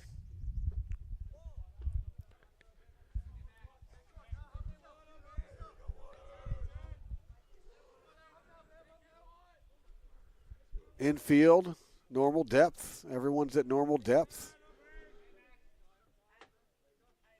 Cutts comes home. There's a shot to center. Back goes Ramirez. He makes the catch on the warning track, and he fires it back in. And Dylan Young will have to return to first, and that's out number 2. Very loud out. You can usually rely on Ramirez to always make the play out there. During the month of March, he had a perfect fielding percentage out in center field. Hasn't stayed, of course it hasn't stayed perfect the entire season, but still. Right. Absolutely fantastic. So here comes Braden Killens, 0 for 2. Young takes his lead. Cutts, fires home. Oh, big looping curveball stays up there way too long, and it's way too high. Ball 1. Killen's got a neck work out there, ducking away from that. Right. Fortunately, wasn't thrown that hard, so gave Killens plenty of time to pick up one. You never like seeing anyone get hit high with a ball at any velocity. Fires inside, and just right when I'm talking about it, that one catches his wrist, and Killens will go to first on a Oh, hit that's by the second pitch. hit. Young heads to second. That's the second First hit by base pitch of the number game for 36, both Will teams. Glick. I'll bring up Will Glick. So runners at first and second. Will Glick comes in with 2 outs. Chesapeake looking to break this tie. They had the lead until the last inning. They were up 3-0. And then Catonsville's worked their way back into it. Cuts. Ooh. Tries to get a curveball to drop in high, but no dice. Ball 1. Runners take their leads. Perez and Figueroa are playing close to the bag. Now they back off. Cuts, fires home. Dribbler on the ground. Scooped up. Fires to first for the out. you So go. DeLuca played that one off of a very difficult chop there and fires over to Pete Howell for the 3rd out. And that retires the side. Hit a hit batsman and 2 left for Chesapeake in the 4th. No runs a hit. 3.5. Hit and we are batsman. even at 3. 3-3 ball game to 2022 NJCAA Region 20 baseball tournament continues in just a few minutes. No, that's what I'm saying. Like, if you are right next to like a hub of people, it's going to be expensive, especially if it's in a like wealthier area than if you go to like the inner city and you start looking for gas. It's like 4.59 in my house. Yeah, that's what I'm saying. It's 450 something in my house where my mom filled up this morning, and then when we get out here, it's like 430s. It's like this isn't even the worst area either. I mean, if you go the wrong direction, you can start heading there. But that's the same thing with Townsend. If you want to get cheap gas, just start going to Belvedere. The closer to Belvedere you get, the cheaper gas will get. Dude, I used to live right there. That place is That Marathon, I think, used to be the cheapest gas around Towson, but now that's still even like it's expensive. 430s, 450s. Yeah, the marathon and the Carol are always I love them like that. 10 cents on roll phone? Like, I guess so. Honestly, that would make up the difference. The 2022 NJCAA Region 20 baseball tournament continues here. We got a tight one, Chesapeake and Catonsville, in a do or die game. The loser goes home. Catonsville Cardinals come up to bat in a tie ball game, 3-3 here in the bottom of the 4th, and we're at the top of the order, top of the Cardinals order. Roman March steps in. He's 0 for 1 today, ground out in a previous at bat, and he was also hit by a pitch. What do you got for me? Foul ball. A long foul ball down the left field line there. And it's starting to get crunch time for the Cardinals. The rain is definitely picking up here. Thomas One would fires wonder what would home. happen. Ooh. Ground ball short, or second rather. Scoops it up. Fires over to first for the out. So that's Dylan Young to Will Glick. March with a kick there on first base. He's not happy with his performance Center today, it fielder number seems. 27, Angelo Ramirez. And one has to wonder, with the rain picking up here, if those storms that are in the area do end up hitting the field, what happens? Does the game get stopped early or be postponed? Angelo Ramirez is 0 for 2. A strikeout and a fly out. Here's the pitch in the dirt. All right, so our PA announcer just told me about that. If it will be suspended if there's a stoppage, so that answers that. Thank you, Richard. And then play to its conclusion tomorrow. Hey, man, it's the tournament. You got to get it in. Oh, yeah. Pitch, big swing and a miss.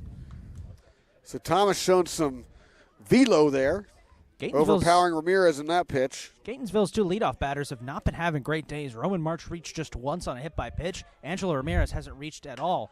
Gets under that one, popped him up. Left field. Calls for it. Wilfredo Got Mendez Jr. with the catch. I've been saying his name a lot today. He's been having a good day.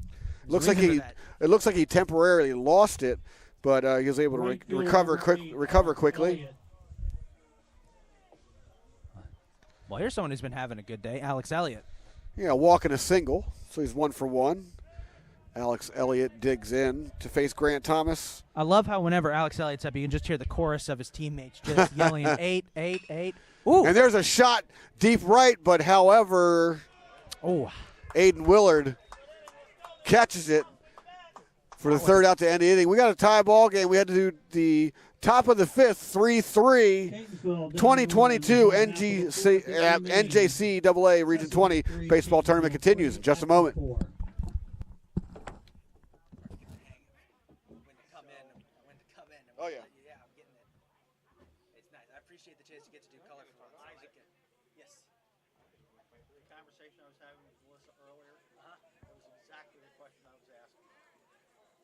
Okay. What I was concerned about was, is it a finished game after 5 or after 7? And the answer is, in the regular season, it's 5 if it's a 7-inning game, it's 7 if it's a 9-inning game. But in postseason, you play till it's finished. Gotcha. The other question I asked her, which I pretty much knew the answer, but I wanted to double check, is that if there is lightning, it is an automatic 30-minute delay. Oh, yeah, I know that. Yeah. Okay. We'd also have to go inside and not stand under this thing. Well, you're not supposed to go out in the field to hold 2 aluminum bats in the air? I'll just touch the metal ceiling real quick and just hold my hand to that. There you go. You're not supposed to just touch a metal ceiling? Come on. I'll just hold onto the backstop. The backstop's the biggest piece of metal out here, aside from I the can't poles. tell you the summers that I worked Right. worked a wooden bat league. I can't tell you how many summers. Anyone want to go climb the metal foul pole with me when it's thunder and lightning? Who can And get then to the the worst top part first? is the last strike. Of course, it always, yeah. 2022 NGC, why do I keep saying NG? NJCAA Region 20 baseball tournament continues here. We got a tie ball game, a tight one here. Coming in the top of the fifth, Mitch Jallico steps in. He's 0 for 1 with a walk as he faces down with Max Cutts, who's still in there. He fires inside. It might have caught his jersey, and the umpire agrees, and he's going to send Mitch Jallico down to first on a hit by pitch. It's the third hit by pitch of the day for the Cardinals. Yeah, there were a lot of these yesterday as well, but a lot of close ones like this one. This one just kind of grazed his jersey coming in, so no harm, no foul, but Jallico's going to jog down to first, and that brings Wilfredo Mendez Jr. to the plate.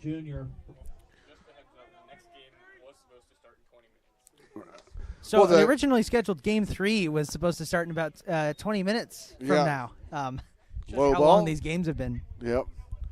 Well, I mean, time is more of a suggestion than anything. Yeah, I said that for these tournaments. You said that earlier, yeah, or something like that. Jallico's got a big lead over there at first, and Howell's holding. Cutts comes home, misses outside for ball 2. This is definitely the tightest game of the tournament so far. All the games have been close. Close-ish, I'd say. But, for junior college, a couple of runs is, not the end of the game. I'm trying to pick off Jallico there at first. Wouldn't go. So Jallico gets his jersey a little dirty.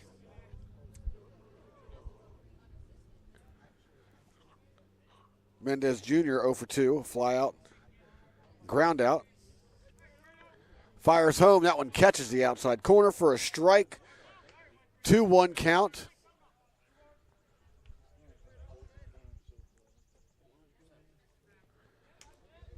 Mendez Jr. digs back in. He's kind of hitting his thigh, probably dusting his hand off.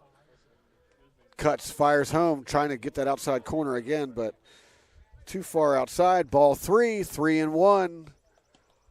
Nobody out. Jackson Holla is on deck. Get himself fired up over there, right, with the smacks. And he pops him up. And Noah DeLuca tracks it in foul territory. Can't bring it down as he slipped and fell. And the ball never even hit his glove. And he lost that one in this very cloudy gray haze going on up in the sky. So that's just going to be a very loud foul. Full count coming up. That looked kind of painful how Noah DeLuca fell over there. Yeah, he took a little bit to get up, and his feet just kind of flew right out from under him, and he went hip first, yeah. Hope his ankle didn't get twisted or anything. All right, here we go, full count. Mendez Jr. digs in. Jallico takes his lead. Howell with the hold, Cutts. Fires home, the runner goes. fouled backwards.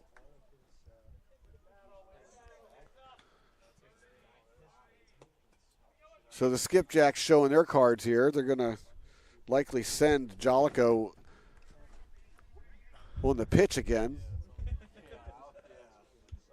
Trying to avoid that double play as the defense is situated at double play depth with Perez Jr. and Figueroa working a little bit further back in the infield. Runner goes. He loses him anyway, so it doesn't matter. And Wilfredo Mendez Jr. will walk down to first. Catcher number 5, Jackson Holla. Jackson Holla steps in. Was hit by a pitch and walked. Both plate appearances, getting on base. Kind of like, I guess you could say it's the hard way. Getting on Pretty base much. the hard way. But he's got runners at first and second here with no outs to work with. 3-3 ball game. Cutts needs to slow it down here. He's getting into a similar situation like Thomas Martinez was in the first 3 innings. Got to slow it down here. Good observation, yeah. Gets a little piece of that one, fouled back. Got a piece of Calderon, too.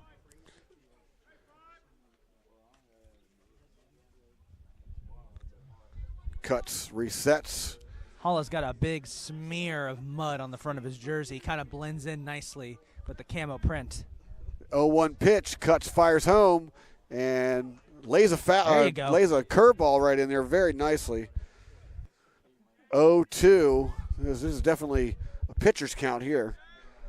I don't expect to see anything in the zone here. Try to induce Holla to chase, and there he goes inside. Could have gone either way. I wouldn't have mind seeing him throw something to the outside to get him to reach a little bit, but he went inside. Good pitch, but Holla just didn't chase it. So 1 ball, 2 strikes. Runners at first and second. Cutts looks back, fires home. There's the outside pitch we were looking for, but Holla's not budging. 2-2 count coming up. It's a 3-3 ball game here in the 2022 NJCAA Region 20 tournament. The do-or-die game. Loser goes home, and he gets a piece of that one backwards, foul. Into the void. Actually, I could hear that one going through the trees. There you go. Lots of trees around here, folks. If you're tuned in to checking us out on YouTube, the comment section is open. Make sure you get in there, talk about the game. You can get your shout-outs in if you want. Cutts. Looks back to second. Fires home. Foul ball again. Definitely making a lot of contact here. 2 foul balls in a row. 7th pitch of the at-bat coming up. Jackson Holla digs in. No outs. Cutts looks back to second. Runners take their leads. Fires home, and he tried to lay that curveball in right there at the inside corner. Full count once again. Doesn't get it. Yeah, full count.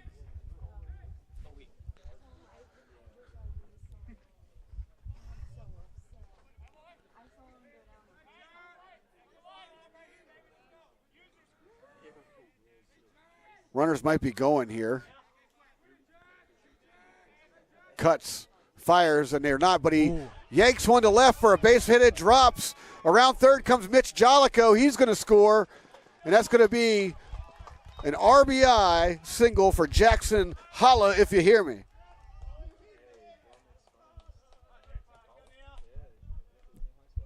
Designated hitter number 35, Ben Riddick.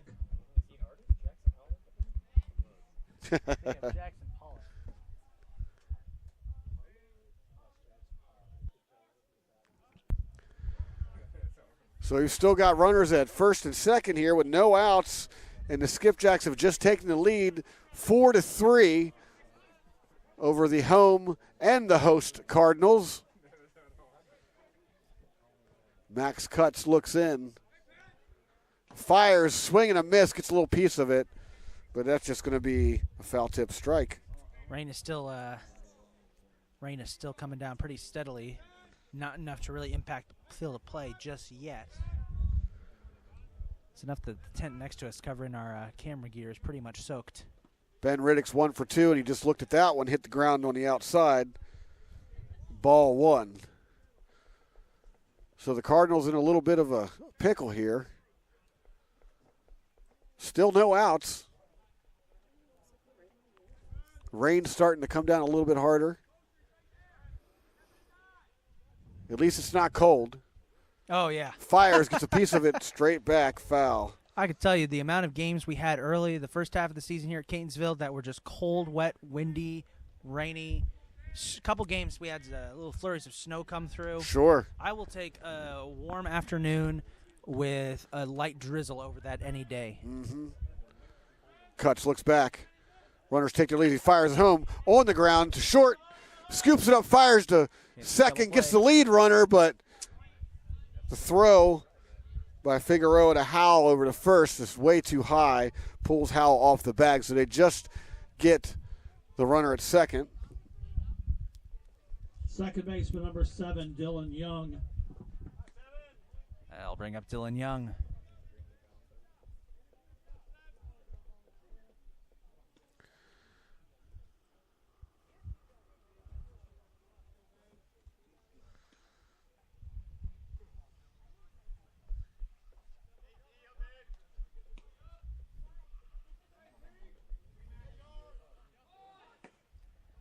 Young looked like he was going to go for a bunt there. Instead, he gets strike 1. Right.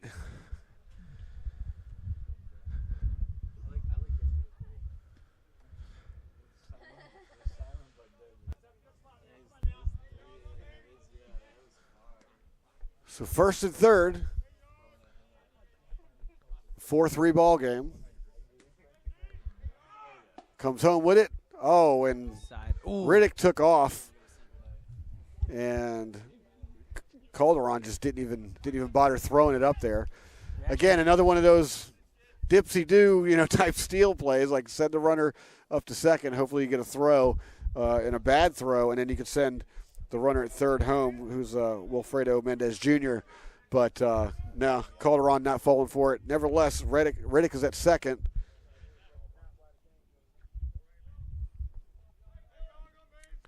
Cuts. Fires home on the inside, does not get the call.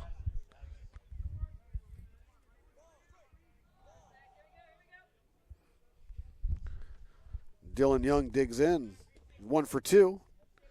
Reached on a fielder's choice and a single. Cuts, fires home a curveball, but too much dirt there. The 3-1 count. 1 out here in the top of the 5th.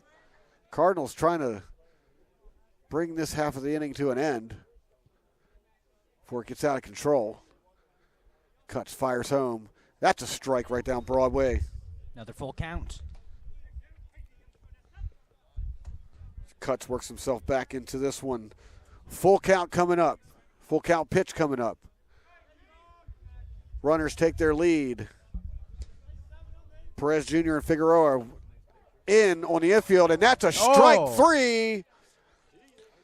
Dylan Young's going to have a seat here as Max Cuts able to catch the outside corner on that one, and Dylan Young looked back at the umpire like, nope.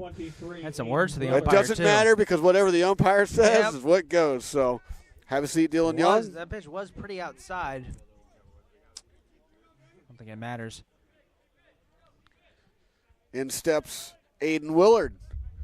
2 outs, runners at second and third. Gets under that one. High fly ball, deep center field. Ramirez under it for the catch. There you go. And the third out, and this inning's finally over, but not before the Chesapeake skipjack to put another run on the board. They lead this one 4-3. We got the bottom of 5th coming up. The rain's coming. Oh, yeah. We'll have an update in a minute. We'll be right back.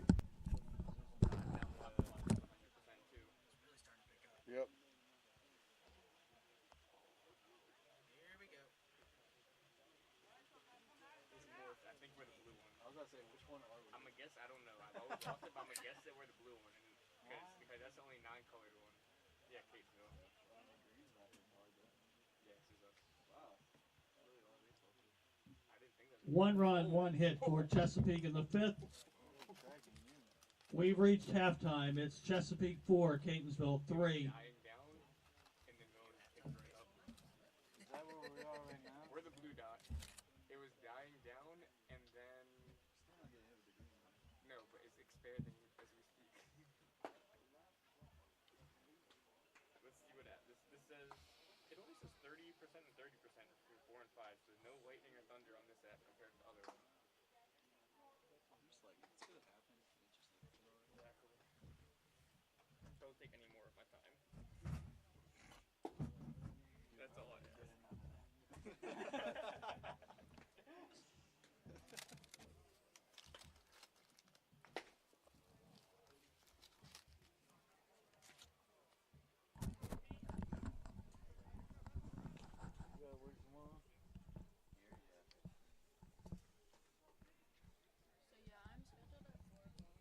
In the last half of the 5th for Catonsville, first baseman number 16, Pete Howell. The 2022 NJCAA Region 20 baseball tournament continues. Here we got a tight one. Skipjacks 4, Cardinals 3, and that gets in there for a strike. Leading off for the Cardinals, Pete Howell trying to get something going here in the bottom of the 5th. Pete Howell is 0 for 2 today, ground out and a fly out. He gets a little piece of that one. Grant Thomas is still out on the mound pitching. That was his 75th pitch of the game, just delivered. 35 balls, 40 strikes for the starter. Fires to the outside, ball 1. Does not get the call there. Rain picked up a little bit there at the end of the top of the 5th. Big swing and miss, now. strike 3. Not what the Cardinals need right now. Tony DeAngeli, 1 for 2 today. Designated hitter number 25, Tony DeAngeli. He's got a single in this one. We have big strikeout there.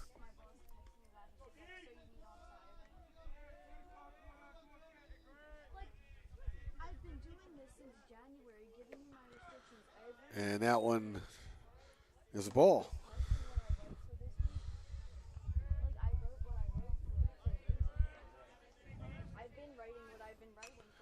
Got a piece of it. Yeah, got a little piece of that one. 1-1 count. 1 out, nobody on. Here in the bottom of the 5th, Cardinals trail by 1. They're the home team. It's their home field as well. And that one misses. Ball 2, 2-1. Braden Killens playing a little back over there at third. And he gets under that one, but it's foul. Goes plopping down into the Chesapeake dugout.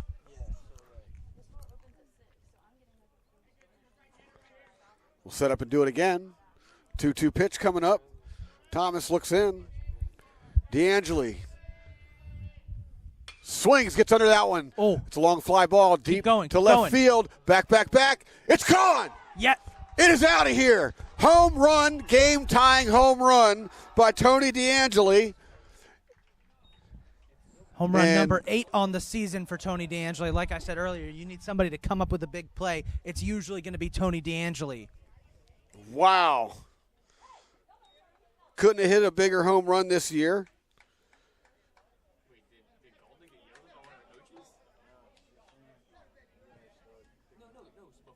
Catcher number 20, Lexis Calderon. It's now 4-4, and that brings Lexis Calderon to the plate. He's 0 for 1. Got on base via the walk and an error. He looks at that one. Ball 1. That was a ball. Here comes the pitch. Tries to paint the outside corner. Does not get the call there. Ball 2. Just like that, the Cardinals have tied this one up. And again, Calderon looks at that one, hit the dirt. And that one bounced off of the knee of the catcher. Heard a bit of a thud there. 3-0 count. You got to wonder with the power that Calderon is capable of showing here, if they're going to tell him to go ahead and swing at one, if it's in his quadrant. fires, and he just sits all day on that one. Falls to the outside. Ball 4. Calderon trots down the first, and we got Noah DeLuca coming up, who's 1 for 2 with a single. A big single his last at bat. Helped get the was part of that Cardinals rally. Third baseman number 3, Noah DeLuca.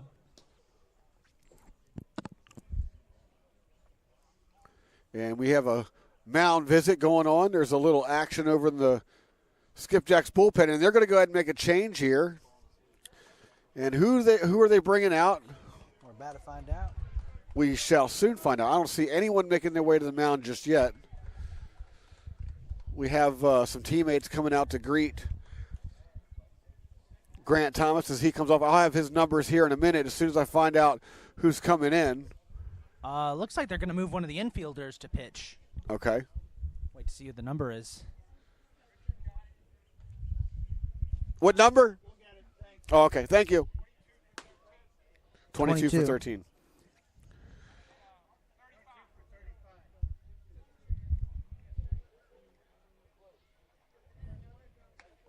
So they've moved Wilfredo Mendez Jr. to pitch, and Elias Owens has moved into the game to... What is that? Hang on 1 second. Yeah, I'm trying to suss this out too. So bear with us, ladies and gentlemen, as we try to suss this out. It's not a straightforward substitution. I know, I can't, yeah. It's the camo uniforms. We can't make out the number. Defensive changes for Chesapeake in the game at second base, number 22, Elias Owens. Moving from second base to pitcher, number 13, Wilfredo Mendez Jr. So it is Wilfredo Mendez Jr. who gets moved to pitcher. They've surrendered their DH. I'm trying to figure out here too, digitally. That's number 7 on the medal. It's not 13. It's 7 on That's Dylan Young. And then the second base. You're right. And then a So it's Dylan Young who's been moved to pitch. Okay. So Thomas is out. Dylan Young, 5-0 record on the season, undefeated. He's pitched 25 and 2/3 innings, averages 8.77 strikeouts per game with a 2.1 ERA. He will face off against Noah DeLuca.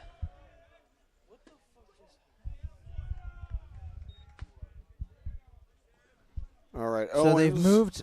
Who's Owens? So Elias Owens, number 22, he's been moved to replace Dylan Young at second base.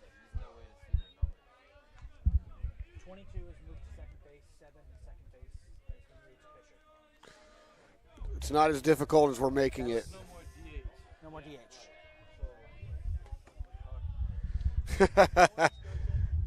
Here we go, 2-1 count coming. Thank you for bearing with us to let us get through all A that. little bit of confusion up here. We got it.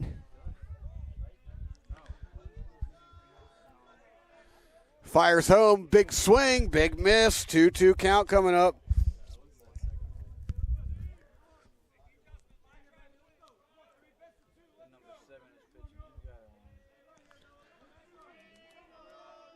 Looks in, fires in the dirt. That one hits the umpire right in the face. Runner takes off, fires anyways. He's in there safe.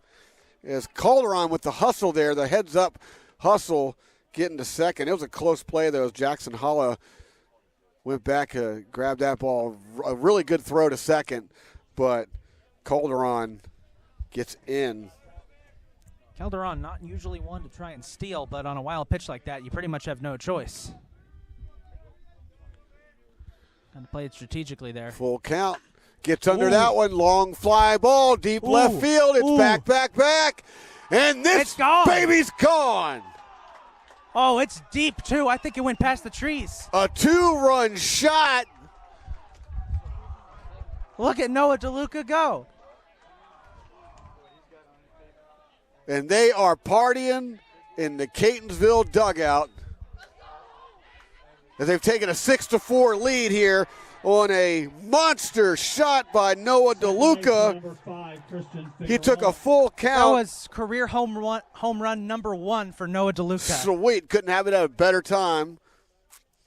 And that was deep, too. That went, I think, some of the CCBC Essex players who are gathering just past the left field fence. Some of them had to run back to get it. That brings Chris Figueroa to the plate. 1 for 1, a single, and he's also walked.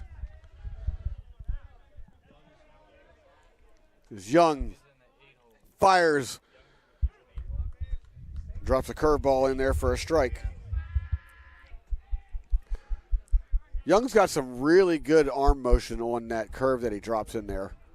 It's almost like the ball's delayed coming out of his hand. See that? That one's on the ground to first. Scooped up by Will Glick, who runs over, tags the bag for the out. Shortstop number 1, Orlando Perez Jr. Orlando Perez Jr. steps in with 2 outs here, and what's turning into a big bottom of the 5th. Been called into a lot of situations today, him coming up with 2 outs already on the board. Here's the pitch, big swing, a little bit ahead of that one. Strike 1 to Orlando Perez Jr., who's 0 for 2 today. Fly out in the fielder's choice. That one just lazily bounced off the catcher's knee. Yeah, it did.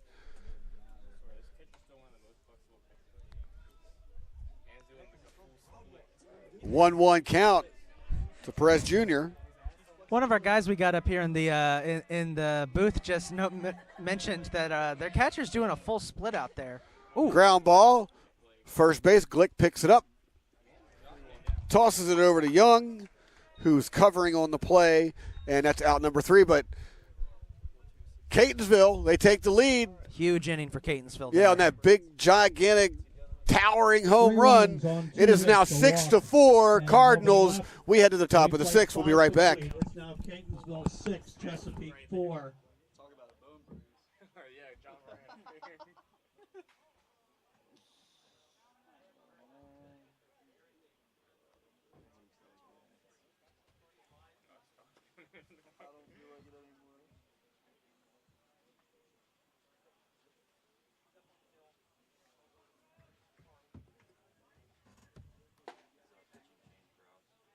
Pitching change for Catonsville, now doing the pitching number 4, Travis Fullerton. Okay, new pitcher. Travis Fullerton. Yep. I'm playing their camo jerseys and not being able to make out any of the numbers. Yeah. What's his number? 4. Gotcha. Unless it's Camo, like you should have done like black letters or numbers or like black with blue outline or something like that. Don't do white on green and white camo.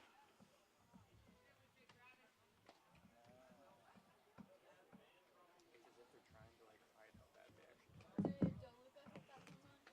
First Yes, career. DeLuca did. That was his first one? Yeah. It was a bomb. First of the It year. was a bomb. Okay. It's a good time to get your first one. Yeah. Pull it out. You might as well do it there. Tied 4-4. And no better drive time to but the it. present.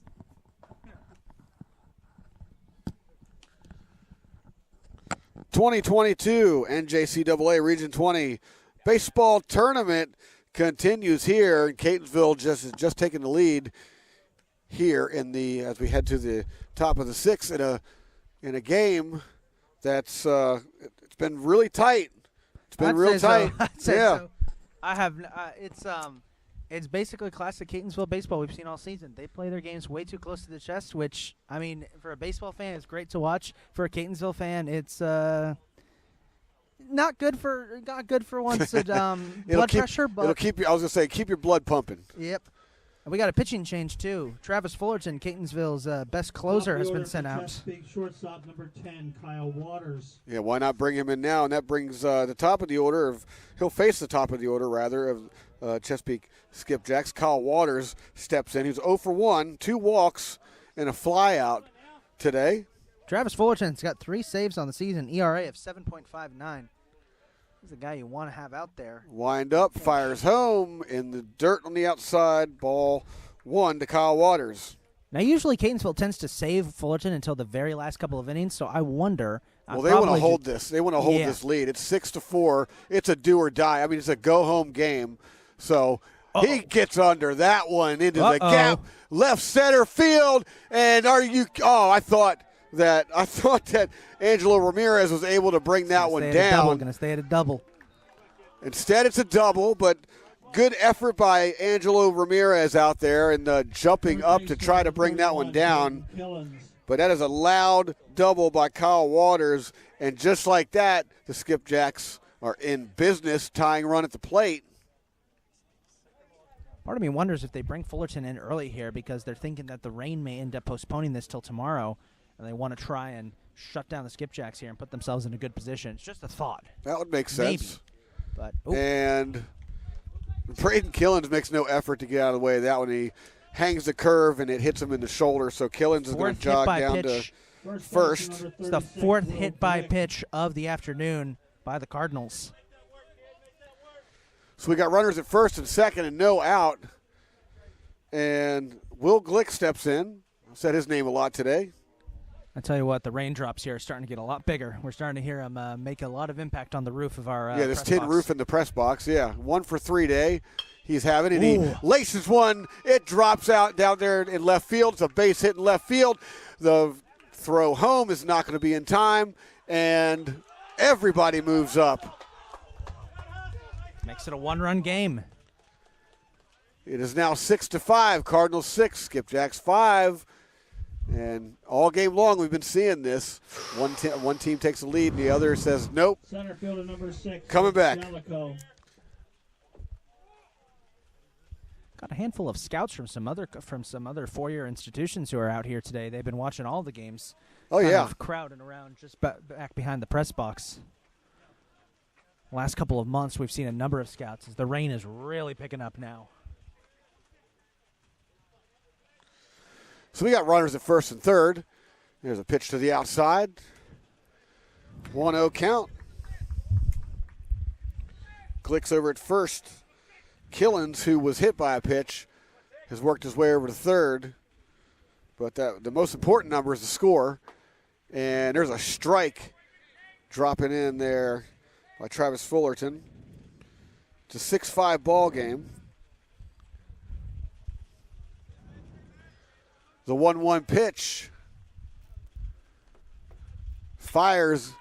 Good contact. Pops him up. Right side. It's foul, but Elliott tries to chase it down, can't get to it.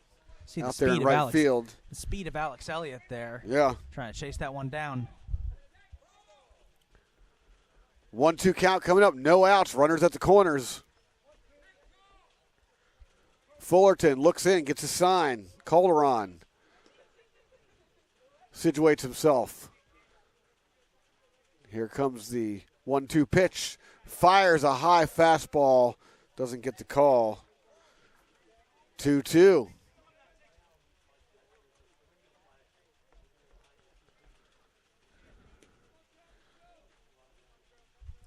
Fires home in the dirt, but Calderon able to keep it in front of him.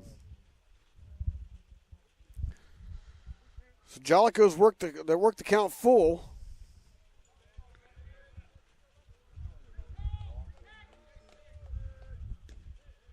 Infield back a little bit. Here's the pitch. He does not catch the corner. He was going for that outside corner. Ball 4. So Jellicoe is going to head down to first. Glick moves to second. Killens stays at third. Bases loaded with no outs 13, for Wilfredo Mendez Jr., who's 0 for 2 today. Fly out, ground out. He's also got a walk. Fullerton's got his hands full. Gets under that one. High fly ball deep to right field. It's going to drop foul. Again, Alex Elliott hustling and trying to get over there. Yeah, he was playing a little bit towards center there. So he was already at a disadvantage off the bat. That goes in the books as a very loud strike.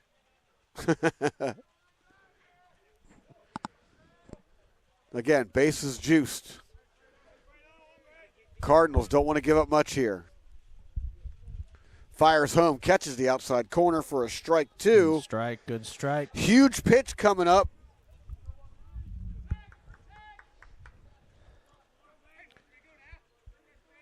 Travis Fullerton trying to work his way out of a real big problem here. He fires home, and that one tails outside. Ball 1.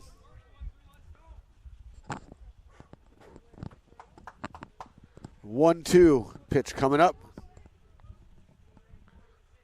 Looks back, fires home, and he tries to drop a curveball in there high. Does not get the call. 2-2 pitch.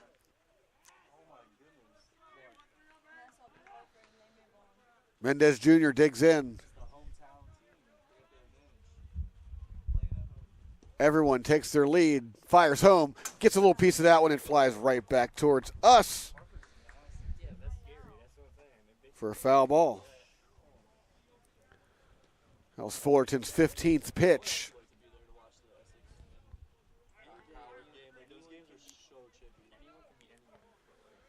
Loser goes home. Do or die game. Cardinals holding on to a 6-5 lead here.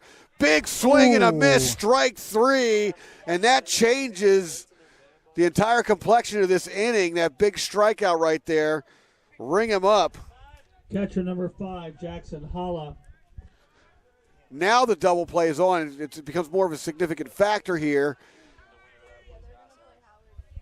Every single Catonsville pitcher has faced the bases loaded situation at least once in this game so far. Jackson Holla steps in 1 for 1. He was hit by a pitch, a walk, and a single. And he looks at a tough ball right there.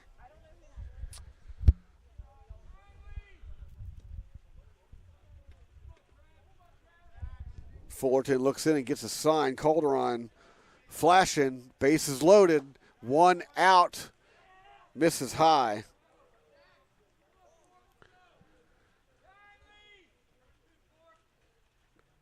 Two-0.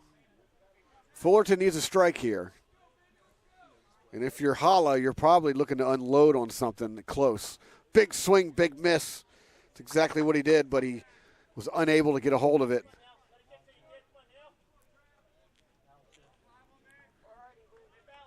Two-one count. Fullerton's got Cardinals. Fullerton's got to keep a cool head here. Cardinals barely hold on to a 6-5 lead. There's a big swing and a miss. There you go. Strike 2.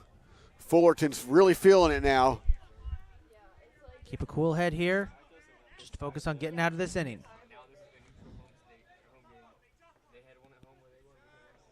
2-2 count. You don't want to fall to a full count. Fires, pops him up, right side. Howell backing up, but it's Chris Figueroa with the catch, out number 2. It couldn't have been, I mean, that's like the second best thing that could happen to them in that situation. Little infield pop out there for out number 2. Second baseman number 22, Elias Owens.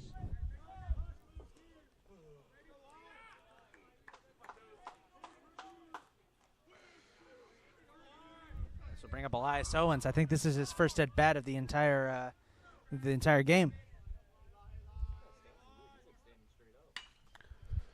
Ground ball foul.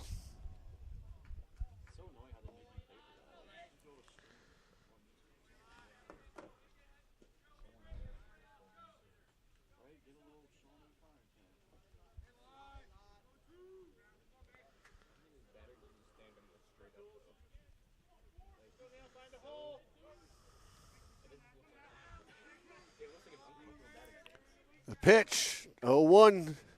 Coming up, he looks back to second, fires home, gets under that one. That one's going to drop for a base hit. March going to slide Oh, in there. no! Woo! Are you kidding me?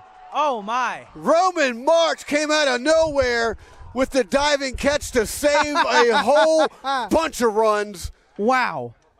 And that's the third out, and the Cardinals get out of this one.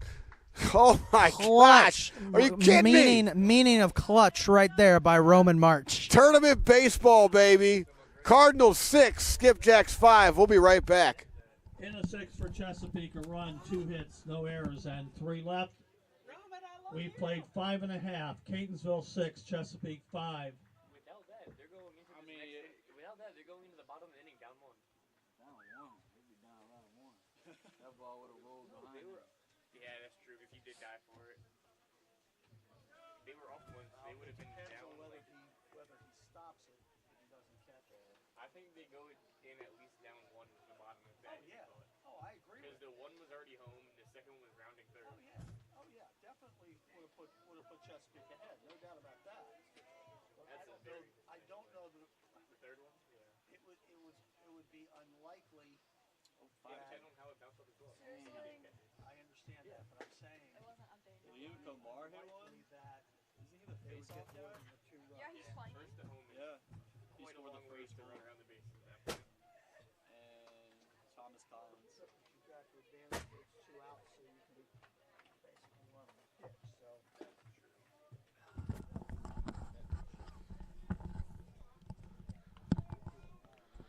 The 2022 NJCAA Region 20 baseball tournament continues. The rain's starting to come down. It's continuing to come down here. And we haven't had any umpire meetings about the weather in a little bit here, so that's a good sign. And they're going to play on for now. Cardinals 6, Skipjacks 5.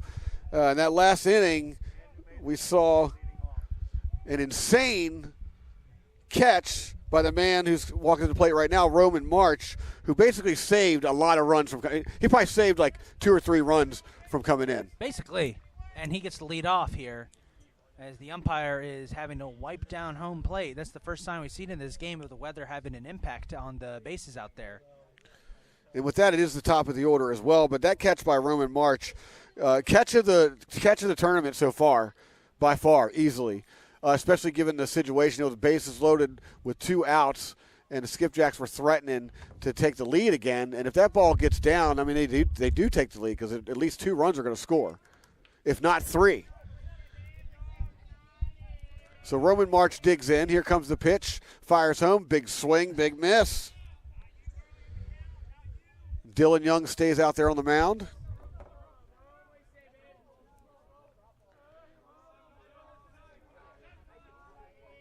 Dylan Young, a recent insertion into this game, gets under that one, pops it up, but it's going to be in the opposite direction of everybody.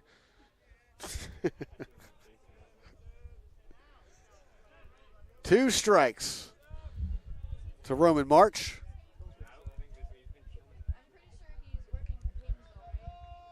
Here comes the pitch, fires home, tries to catch the outside corner, no good. Ball 1.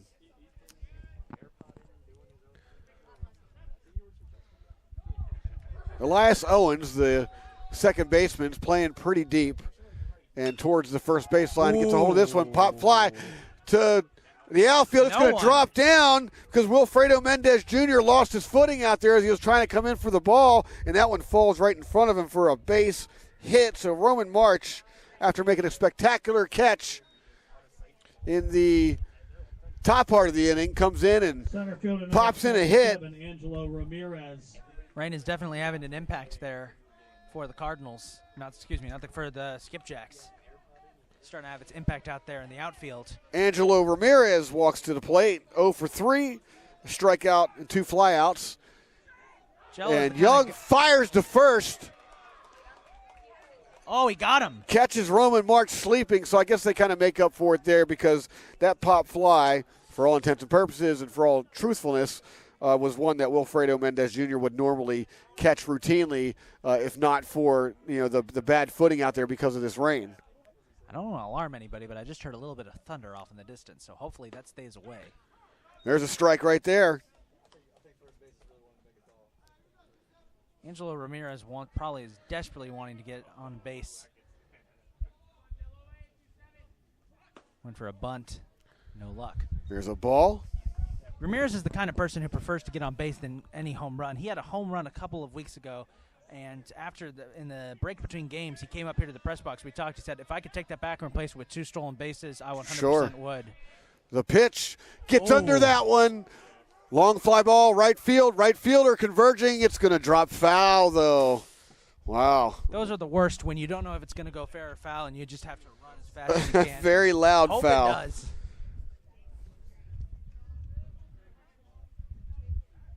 And off the bat, I mean, that one had yet another one that sounded like it was going to go a lot further than it did. Yeah, the thick air, the humid air, the humidity, coupled with the rain here is definitely killing some of these balls up there. Here comes the pitch. Young fires home. Big swing and miss. Strike 3. So Ramirez will have a seat. And that brings Alex Right Elliott. fielder number 8, Alex Elliott. The speedy Alex Elliott comes to the plate. He's 1 for 2 with a walk and a single.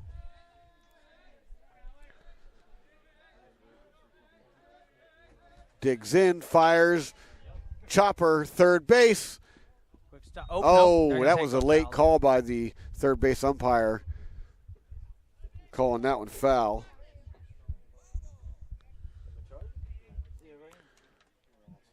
It looked like it looked kind of fair to from this angle. It did, yeah. It looked like Yeah, it bounced did. over the base. Here's the pitch. Fires, big swing, gets a little piece of it, but it only travels about 14 inches in front of him. 0-2 with 2 outs.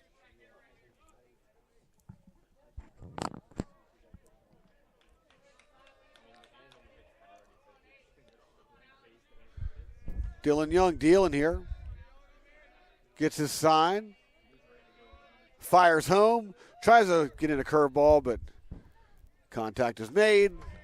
A roller 1, 2, 3. to second. Elias Owens there to pick it up. Fired over to Will Glick for the out. In the 6 for Catonsville. That'll no do it. runs, a base hit, nobody left. 6 complete. Catonsville 6, Chesapeake 5. And there you have it. The score: Catonsville, the host Catonsville, the home Catonsville 6, Skipjacks 5. We go to the top of the 7th, and we'll be right back.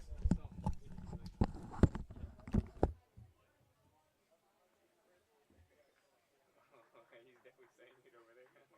Talking to one of the other coaches. He's kept it quiet.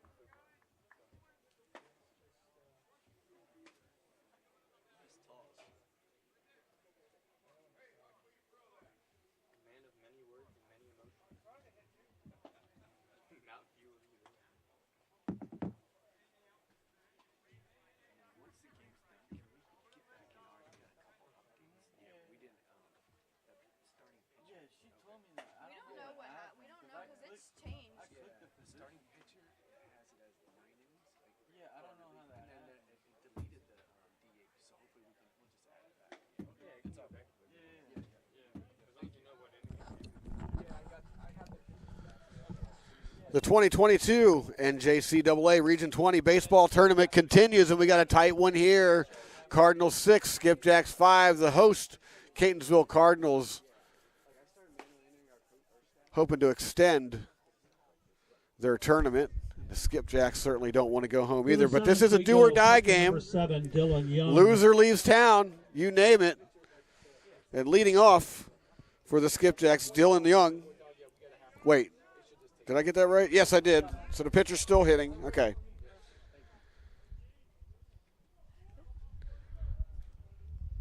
Dylan Young cracking some jokes there at home plate with Lexi Calderon. There you go. Good spirits for both teams here in the top of the 7th. Fullerton looks in and fires home, catches the outside corner for strike 1. Sun's trying to peek out between the clouds, but it's a losing battle. Young's got a single in this game. Also reached via the fielder's choice, and he checks but holds. Ball 1.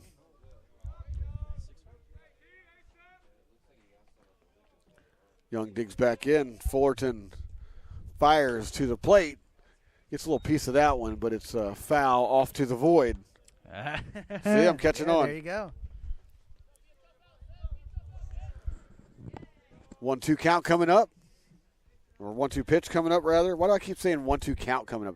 The count is literally 1-2. The 1-2 pitch is coming up. Ooh. Hits that one on the ground to short.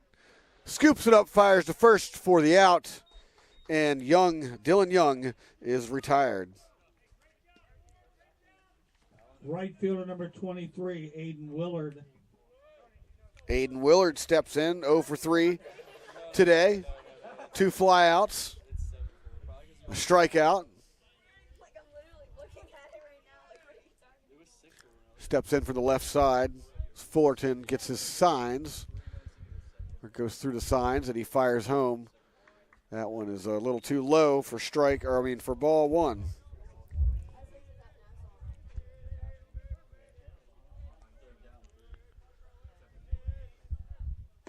Big swing, Ooh. big miss. It's a low pitch, too. Skipjacks with 6 hits on the day.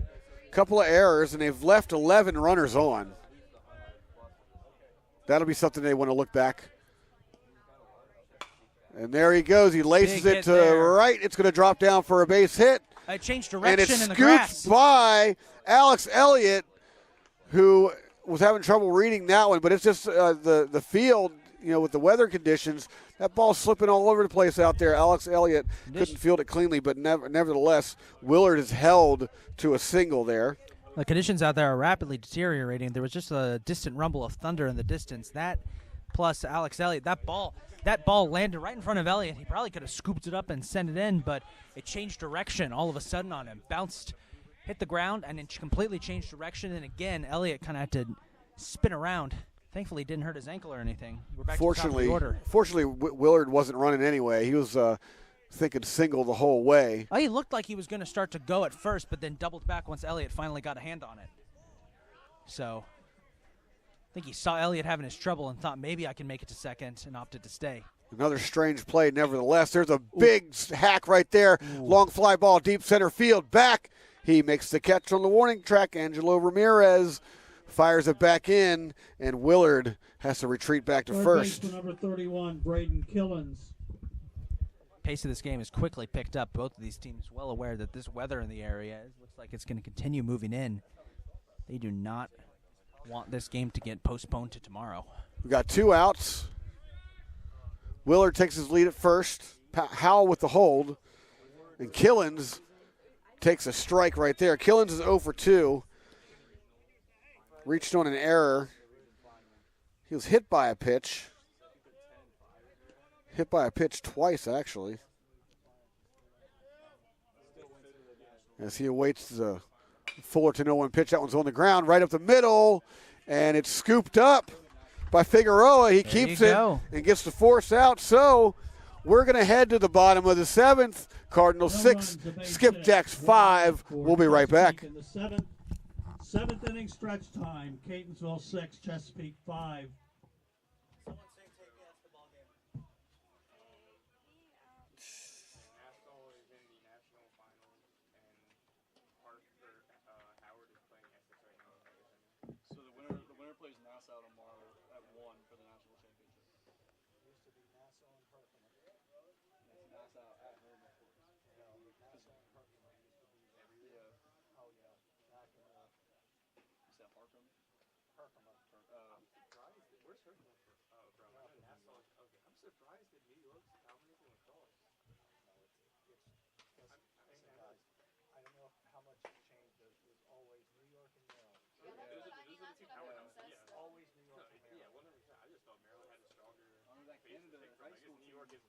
They were nasty.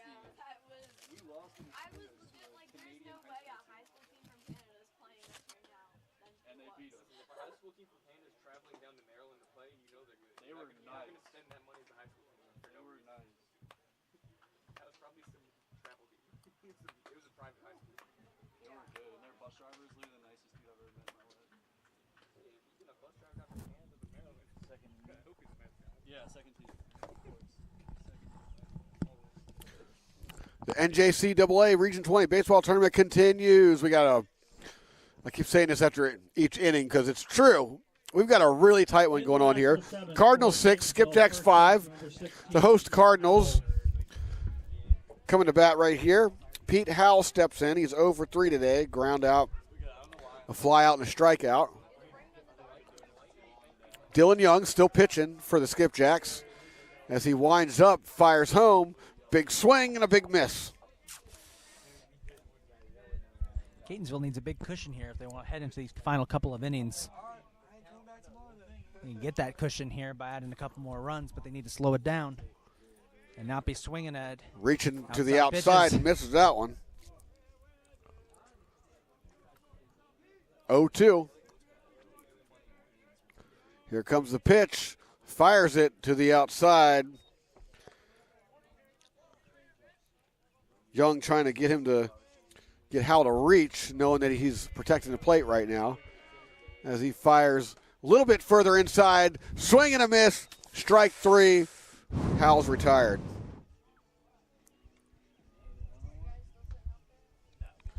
Here comes Tony DeAngeli to the plate. Tony DeAngeli. He's enjoying a 2-for-3 day so far. A single and a home run. Remember that his 8th home run of the enormous season. shot, that towering shot, as he takes a giant hack at that one. Strike 1. DeAngeli digs in. Young looks home, fires home. Gets his curveball over. Big swing, big miss. So DeAngeli quickly falls behind 0-2 with one out here in the bottom of the 7th. And Young throws one in the dirt there, blocked by Jackson Holla.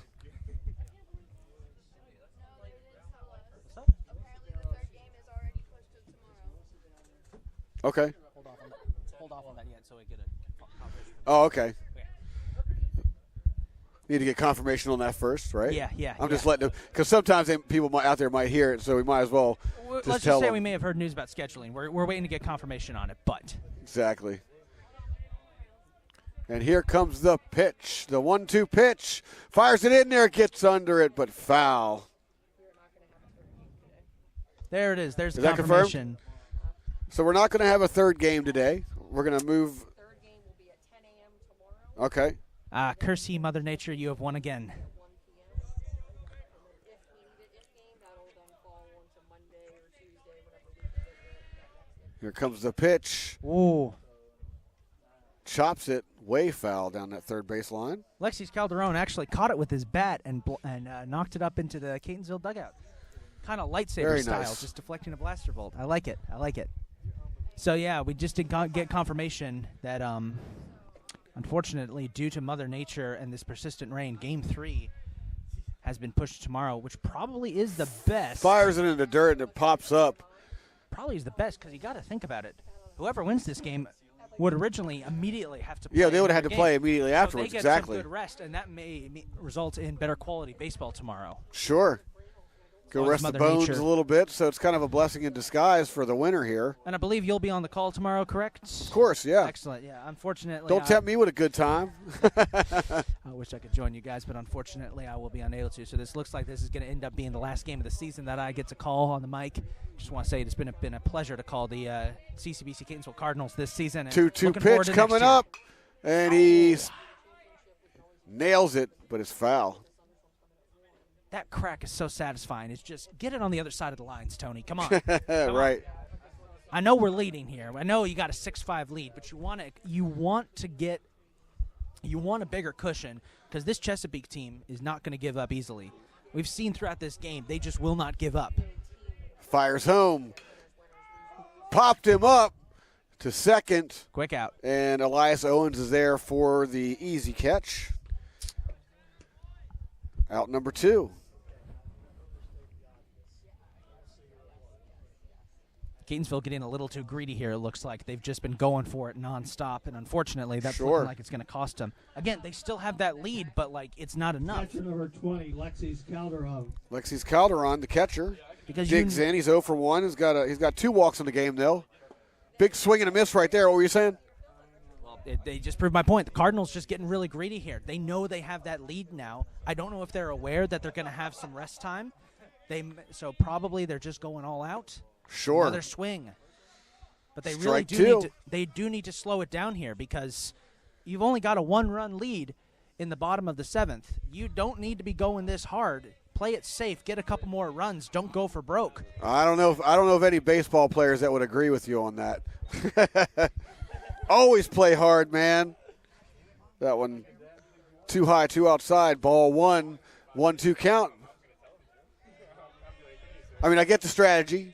Yeah, I get the strategy. You want to conserve some energy, and he laces that one down fair. Right field. It is fair. Calderon's going to round first. He's heading for 2. He's trucking the throw. Beats him by a mile, and Calderon is thrown out. He gets a little greedy there, and that ends the inning. Greedy. Cardinals still have the lead, though. Cardinals 6, Skipjacks 5. We head to the top of the 8th, and we'll be right back. No runs, a base hit, nobody left for Catonsville in the 7th. We played 7 complete. Catonsville 6, Chesapeake 5. I don't understand why they've been playing so safe the entire game, and this last inning they just go for broke on every. Well, in that particular play, you got 2 out. That base hit thrown out in second? It goes in as a single. Base hit thrown in second? Yeah. So he gets credit for the single one. Yeah. I understand when I'm in the scoring range. I just, out of all people, Lexi's. Yeah, he's not. It's like, dude, slow it. You got a 1-run lead. You don't have that cushion to be playing like that. I understand them wanting to get in the scoring position with 2 outs, but again, it's your catcher. Out of all people, you choose your catcher to go for extra bases. Some catchers are fast, man. Some are, but like, out of all people to send, you choose your catcher, who in this case is not the fastest person on the team right now. Lexus is good and all, but he doesn't have like Roman or Jello, you know. He doesn't even have. I mentioned on the broadcast, like most of Lando might steal. I think Lando might be faster than Lexi's. Yeah. And Lando doesn't steal too often either. No, yeah, he and Lexi's like don't steal at all, but like no. So they sent one of the people that don't steal for extra bases and just go. Why not? Desperate, that's what it is. You don't trust your pitcher. Dude, I swear, Howard has like made up names. I can see that. Dude, they got Travis already over there, and he pitched the first game yesterday. He started the first game yesterday, and he's already warmed up as a reliever. Ballard. No, you can use it. That's why he only played a couple innings yesterday.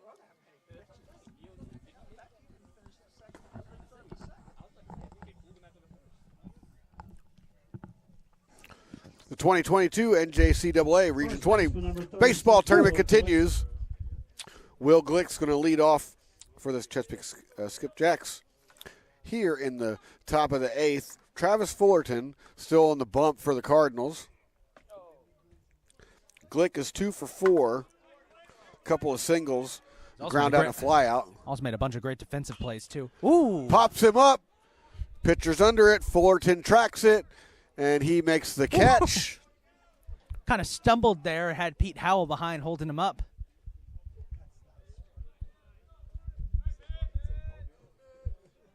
Center fielder number 6, Mitch Jellicoe. Mitch Jellicoe, 0 for 1. He was hit by a pitch and also drew a couple of walks here. Giving his cleats a good smack. The infield, by the way, is beginning to turn. The grass, which was nice and green this morning, is kind of starting to get stained a little bit. It is, yeah. Oh. Drops, no. Dive by Orlando Perez Jr., and he can't keep his hands on it. Ball pops out there in the outfield. Angelo Ramirez recovers it and gets it back in. He was disgusted with himself, too, just punching the dirt right after missing it. Rain has completely subsided, by the way. And we got a visit from the skipper, and now we're going to see a pitching change. So Fullerton's out. Left fielder number 13, Wilfredo Mendez Jr. Now this is going to be really interesting. Instead of the Cardinals are going to send in one of their starting pitchers, Patrick Bauer, to try and close this thing out. Gotcha. So it's Patrick Bauer coming in. Let me get that dictated in my scorecard. So Patrick Bauer, one of the best pitchers on Catonsville's roster. Is it B-A-U-E-R? How do you spell his name? B-A-U-E-R. Patrick Bauer. That's what I thought. I got to see Justin Bauer down in when he was in with the New Orleans Zephyrs, when he was with the Miami Marlins organization. Don't know if they're related. Would be cool if they were. Right. Patrick Bauer, The freshman, number 35, right-handed pitcher from Mount St. Joseph. Wait, what's his number again? 35. That's okay. Hailing Gotcha. out of Mount St. Joseph, the athlete factory here in Baltimore. Bauer on the season, 11 starts, 6-5 win-loss record. Pitched 66 and 2/3 innings. 66 total strikeouts on the season. He averages 8.91 per game with a 5.40 ERA. So a starting pitcher. Not somebody you'd send into close, but Catonsville doesn't really have a lot of choices. Their usual closer, Travis Fullerton, has been pitching a majority of this game. And the numbers for Travis Fullerton, he goes 2 1/3, 35 pitches there, 22 balls, 13 strikes, 1 strikeout, and he gave up a run as he exits and heeds to Bauer, who's likely looking to close this one out. Pitched these last two innings. So we'll see what he's got here. Wilfredo Mendez Jr. steps in to face him. He's 0 for 3 on the day. He's had plenty of great defensive plays, but offensively just hasn't been able to get anything going. There's a fastball. Woo! You can see the power on that one. Yeah, he's got a really nice delivery there. Patrick's one of the tallest players on the team, nearly 7 feet tall. Gives off big Randy Johnson vibes. Right. I imagine that Bauer draws a lot of ground balls. Oh yeah. Just judging from that one pitch. I mean, the velocity that he has going downstairs with it like that would certainly promote a lot of ground balls. Yes, he does. Jolico slides back on that one. He kind of resembles a younger Randy Johnson. Don't know if Sure. he has the same power to kill a seagull, if you get that reference. But as he fires, he's got a nice pickoff move too. He does. Well, you've got to see this guy all season long. This is the first time I'm seeing him. He's something else. That's all I'm going to say. I love bringing up the Randy Johnson comparison because it's basically what he is at the moment. Sure. Jolico takes his lead, fires home. He gets under that one. He's laced it to left field, but Roman March is there. 2 outs. To make it look easy, and he catches it and snatches it out of the air, gets it back in, and Jolico's going to head back to first.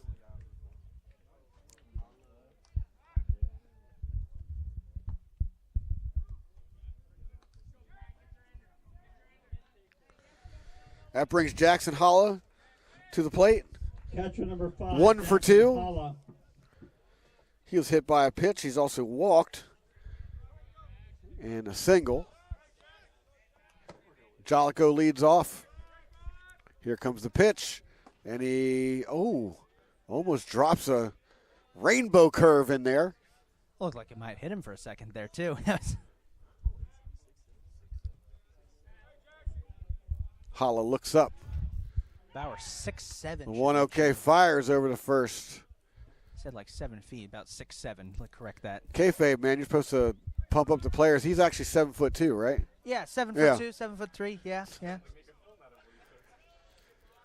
Here's the pitch. Big swing and a miss. Ooh.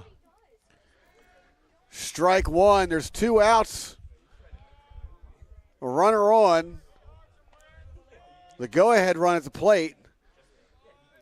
And they're asking Bauer to keep the game where it's at.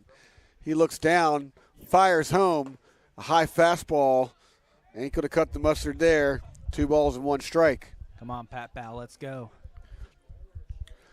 So as the color analyst, you're allowed to be a little biased. A little bit, but you know. part of it is because I do want to see a sibling rivalry game between Essex and Catonsville in Yeah, the semifinal. But, I mean. That one drops in there for a strike. That was a heck of a curveball. 2-2. The 2-2 pitch coming up. 2's all across the board. Howell with the holdover at first. Jolico takes his lead. Bauer looks over, gets the signal, fires home, and he tries to rainbow another curveball in there, and Holla's just way too far ahead of that one. Hits it foul.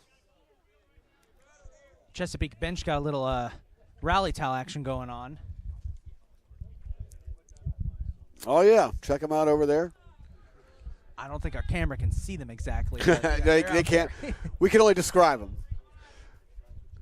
Well, with these YouTube broadcasts, I try to treat it as partially visual, partially more like radio style. That is another reason why you bring up the balls and strikes constantly, because people can't necessarily see everything on the broadcast. We do have our overlay feature, but at the same time, that's Right.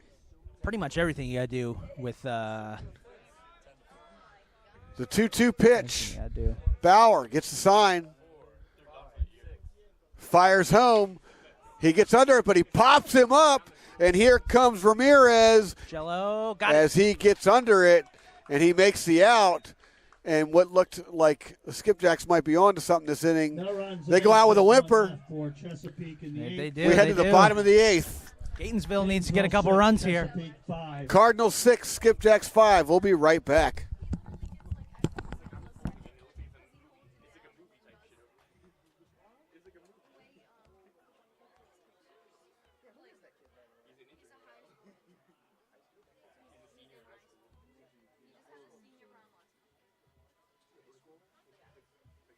Does it all make sense now? It does, but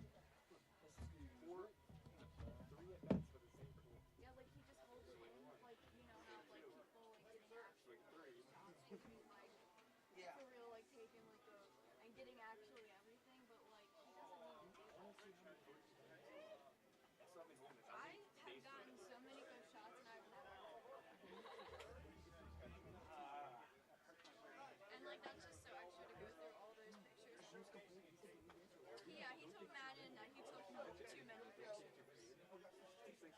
I'll be here tomorrow, too. I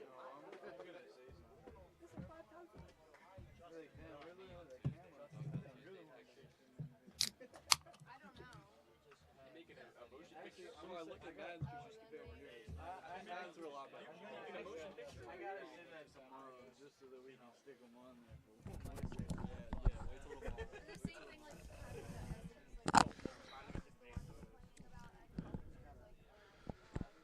The 2022 NJCAA Region 20 baseball tournament continues. We got a very tight one here. I keep saying it in between like every single I mean, inning. you're not wrong. Hey, it is. I was going to say, if it wasn't true, I wouldn't be saying it. So we got a 6-5 ball game here. Cardinals with a very narrow lead. Cardinals, not just the host campus, but they're also the home team here in their own home field. So with that, Well, we got about a bottom of the eighth, top of the ninth left. As Noah DeLuca's coming up here. In the Before- eighth for Catonsville. Before we get into this, just wanted to say, Jimmy, thank you so much for giving me the opportunity to do color this game. I've been doing play-by-play pretty much my entire time here at Catonsville. there you go. Well, you know the It's great Cardinals to- would like some insurance runs, Yeah. to go into the top of the ninth with to kind of seal the deal here. And, they'd love nothing more. I don't even know. I still don't know if the dugout knows that they're not going to play another one today if they win, because everything's been moved till tomorrow because of the Don't know. weather. Yeah, I don't know. Well, we're going to have to find out. So Noah DeLuca steps in. He squares Goes for the a bunt. bunt. He gets it He's down. He's great at hustling this. down to first. Picked up, fired to first, and Jackson Holla, if you hear me, gets him out. I can't help but say it like that, bro. It worked. DeLuca's usually fantastic on the bunts, too. He had a couple in a game, Figueroa. I want to say it was against Garrett or Allegheny earlier this year. He had a couple of bunts, just beautiful bunts that kicked off a Catonsville Sure. rally. Usually pretty good there. Well, with the way the ball kind of dies in the infield here, why not, right? Yeah. Why not? Chico up next. Got a piece of it. Figueroa is 1 for 2 today. Single, a walk, and a ground out.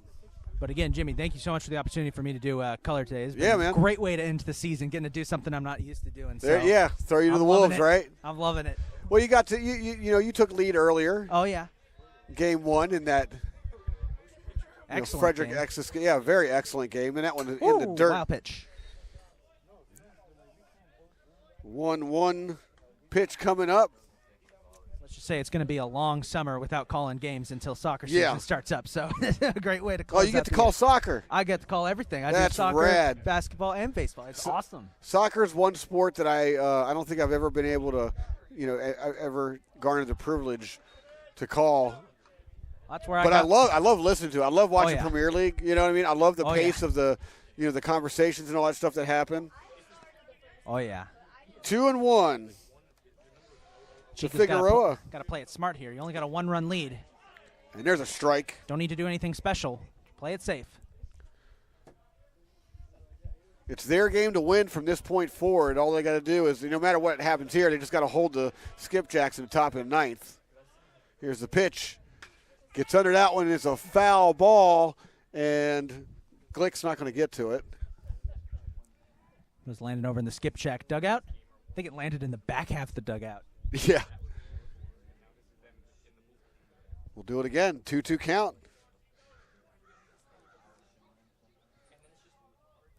Figueroa digs in. Young gets his sign. Here's the pitch. Gets under that one to the right side. It drops in for a hit. He's around first. Figueroa's around second. He's digging for 3, and he's going to get in there with a triple. And wow. There you go, Chico. So back-to-back pitches where he fouled off the first one, and he was able to straighten up that last outside fastball and just knock it all the way back to the right field wall, and Aiden Willard unable to get under it. He made a valiant effort. He dove for it, but he was unable to get his glove on the ball, and the speedy Christian Figueroa makes his way all the way to third. If it wasn't for Angelo Ramirez being on the same team, Chico would be the fastest player on the team. So we got Orlando Perez up next. Well, he really showed it off right there, and yeah, Perez Jr. steps in, gets a little piece of that one, and hits it deep to center. And Chico's going to come home. Figueroa's going to tag, and he's just going to trot right in, adding another run to the board there for the Cardinals. So now Catonsville leads 7-5, improving their chances of taking home a victory here. Fielder number 29, Roman March. That right there is the type of momentum that Catonsville's been needing. The last inning up at bat, all of Catonsville's batters just looked like they were getting too greedy, trying to go way too hard, way too fast. But here, they've slowed it down a little bit, and they've gotten a run out of it. Here comes Roman March, top of the order. He's 1 for 3, a couple of ground outs. He was also hit by a pitch, and he has singled. I think that hit the very top of the bat. The sound it made is very, very, just don't hear that type of You had that crack. weird, yeah, exactly. Yeah, kind of more hollow crack. I think it hit the top of the bat there. The sound that only an aluminum bat could make from the top portion, right? And he there's the other laces sounds. that one to center. Center fielder, however, is right there to make the catch. So Mitch Jolico trots in a couple steps, snatches it out of the air for the third out. We go to the top of the ninth. Cardinals 7, Skipjacks 5. Somebody's going home. Somebody's going home. We'll be right back. Comes down to 1.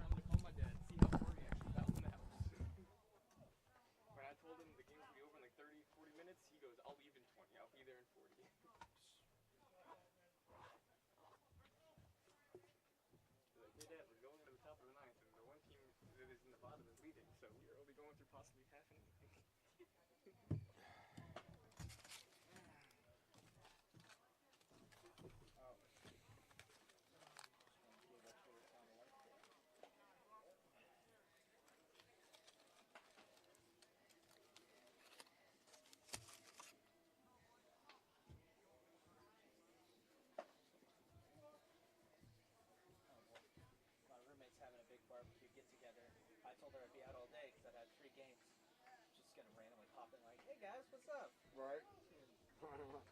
Totally. Like, you got room for one more?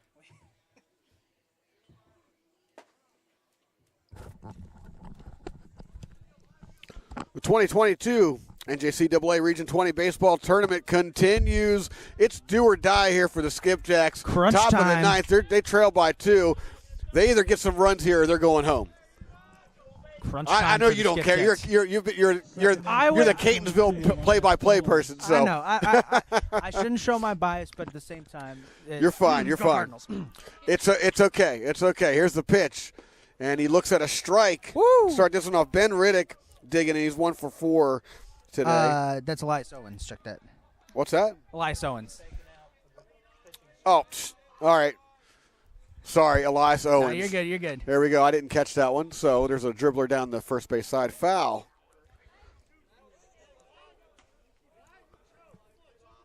Dylan Young on deck. Everyone here on their feet, basically. It's only 2 runs. And he drops in a strike. Woo-hoo-hoo! 3. Out number 1, so the Cardinals just moved that much closer to advancing. 2 away from a date with their sibling in the semifinal tomorrow. There you go. So if they win, they manage to win. They got Essex, correct? Essex, a rematch of yesterday's football game. Okay. Yeah, that'll be a big one, Catonsville and Essex. However, Skipjacks ain't trying to hear it. They're going to, this is it for them. They can't put up any runs. There's a strike right there. Suddenly they can't get the bat off their shoulders. And regardless of what happens, this is a Chesapeake team that you got to give them credit. They're the lowest seed left in this Final Four. Mm-hmm. They had to fight through some tough battles to get here. Gets down a base hit to right, so there you go. Dylan Young's aboard. Pitcher getting it done himself. Helping his own cause, yeah. Look at that. The sun's starting to peek through just a little bit. And immediately after saying that, I look over to the other side of the field, and there's dark storm clouds approaching. So right fielder number 23, Aiden Willard. So Aiden Willard digs in. Get his hacks. He is the tying run. He represents the tying run right here.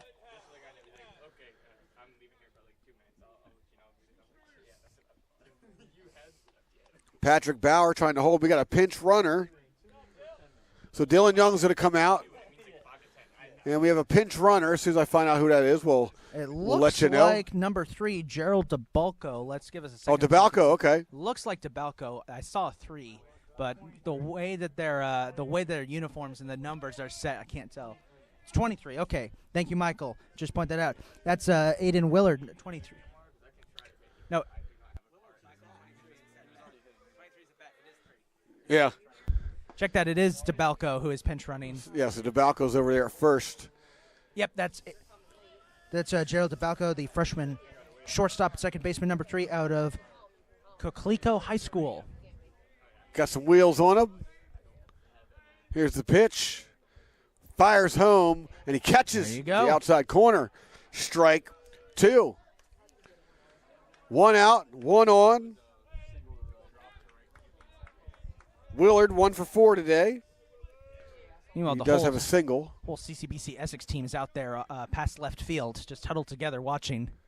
And he tries to pop in throwing a curveball, but 1 away. Catonsville 1 away from the semifinals. Dribbles right back to Patrick Bauer, who scoops it up.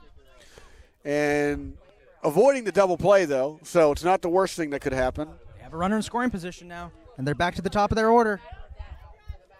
It's Kyle Waters. Top of the order for Chesapeake, shortstop number 10, Kyle Waters. Great situation here for Chesapeake. They got their best batter. Best batter up. 2 outs. 1 for 3 today. 1 on and 1 runner in scoring position. Here we go. He is the tying run. 2 outs. Here's the pitch. Big looping curveball. Falls in for a strike. Calderon dropped that strike. Didn't matter. Yeah, sometimes you won't get that call if you drop it, but needless to say. I don't know if he dropped it, actually. I think it just slipped out of his hand when he stood up to throw it back. Oh, gotcha. Hard to tell from behind. The 0-1 pitch to Kyle Waters. This is it for the Skipjacks. Down to their last out, and he looks at ball 1. Just a little bit in that corner, that sweet spot. High drama here in the top of the 9th. If the Skipjacks can't turn it around with only 1 out, they don't even have an out to spare. And here's one in the dirt. Then they're going home, and then Catonsville will face Essex tomorrow. Is that the 10 a.m. game? At 10 a.m., yeah. That would be 10 a.m. Okay, 10 a.m. first pitch tomorrow. Winner of that faces Frederick, championship game 1. They beat Frederick. They have a second game. Exactly. It's going to be real hard for Frederick to lose twice, being the number 2 seed in the entire nation, number 1 in the whole tournament. And that one, anything can happen. Fastball outside, ball. 3-1. Patrick's got to slow down here. 3-1 count. He doesn't want to play around too much with Kyle Waters, but he also doesn't want to put him on. Like, I wouldn't do anything too fancy here. I would just rear back. It'd be my best against your best. We'll see how Patrick Bauer approaches it. He's still nice and warmed up, too. Fires in. It's exactly what he did. Just threw him a high-velocity fastball to that outside corner, and Waters able to get a little piece of it. Howell fouled went it into the running void. for it. Yeah. Yep. Not exactly the void. Batting cages, but same thing. Oh, okay. Close Yeah. enough. It's in that direction. The void starts where the trees start, where if it gets knocked over there, you I have see. no idea where it's going to go. Gotcha. So Waters back in. He'll do it again. Full count. Down to their last strike. Skipjack's bench. Everyone's on their feet. Catonsville looking on. And Waters is going to call for time. High pressure situation. He steps out. Everybody here's on their feet.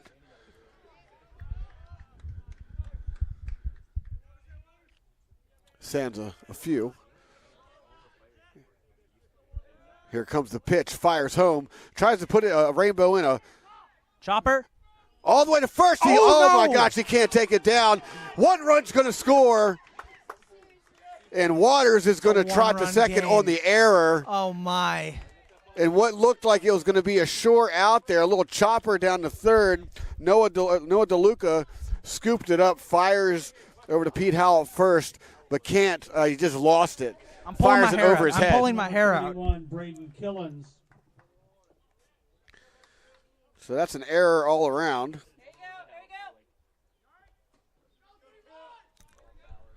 Oh, boy. All right, here we go. Blood pressure totally not rising right now. So we got a runner at second. Now the go-ahead run's at the plate, and the tying run is in scoring position. Here comes the pitch, fires it home. There's a base hit. It's going to get down around third. Oh, boy. Comes Kyle Waters. He's tied up the game. Clutch base hit by Braden Killens, who's just killing it this whole tournament. I'm going to decline to comment on that one. Wow. 7-7 here in a do-or-die game. First baseman number 36, Will Glick.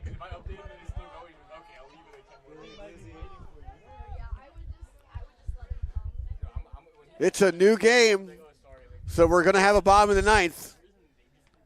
Oh, boy. The question is, do the Skipjacks send Dylan Young out to pitch to try and finish it out?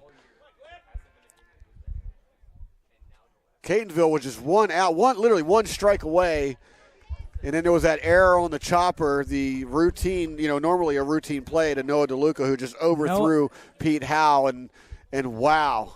Noah DeLuca is going to be having nightmares about that if Catonsville can't pull this off.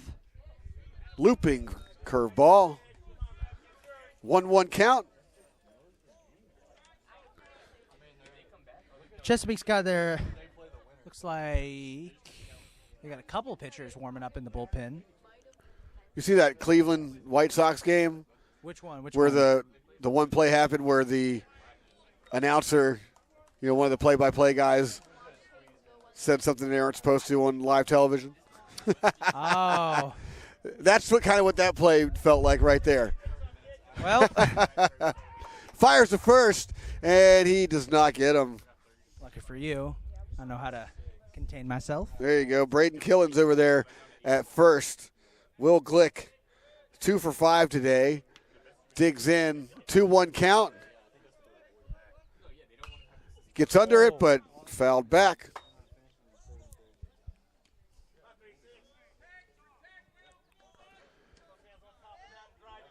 Two and two. Man, just when Catonsville just had it right there in their hands, it's like just that one play. That's a very, very costly error by Noah DeLuca.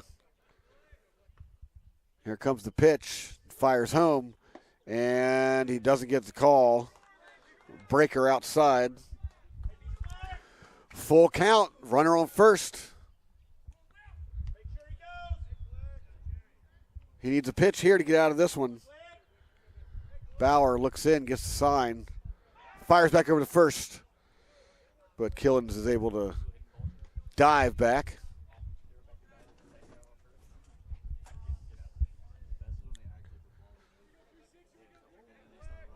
Looks in, fires. Swing and a miss. Strike 3. Finally gets out of this one, but not before giving up 2 runs. Only one of them's earned. Bottom of the ninth time. None of them are earned. Braden Killens is left on here. We got a 7-7 ball game going to the bottom of the ninth. Catonsville. 2 runs, 2 hits, an error, and 1 left. Middle of the ninth inning, we are tied at 7. We will be right back.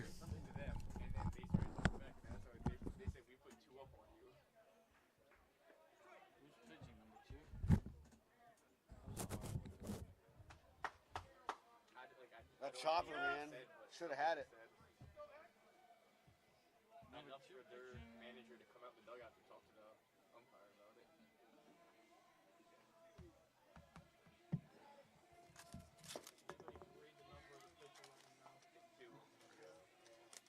So he'd be in the 8 hole now?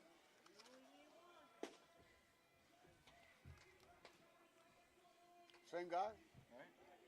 2 for the pinch run. This was the pitcher. Yeah. Pitching change for Chesapeake, now doing the pitching number 2, Xavier Silva. And then they'll probably pinch it for him if he comes back around. Yes, he is on the road. I don't have his location, but he's driving his car. So like I can join the Tesla app and be like, where is his car at? Hey, so pulled up in the Tesla? He's going 52 miles an hour right now, apparently. I didn't know the app told me that. Slow down. Washington Boulevard, where is that at?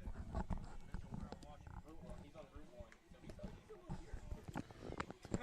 Bottom of the ninth of the 2022 NJCAA Region 20 baseball tournament.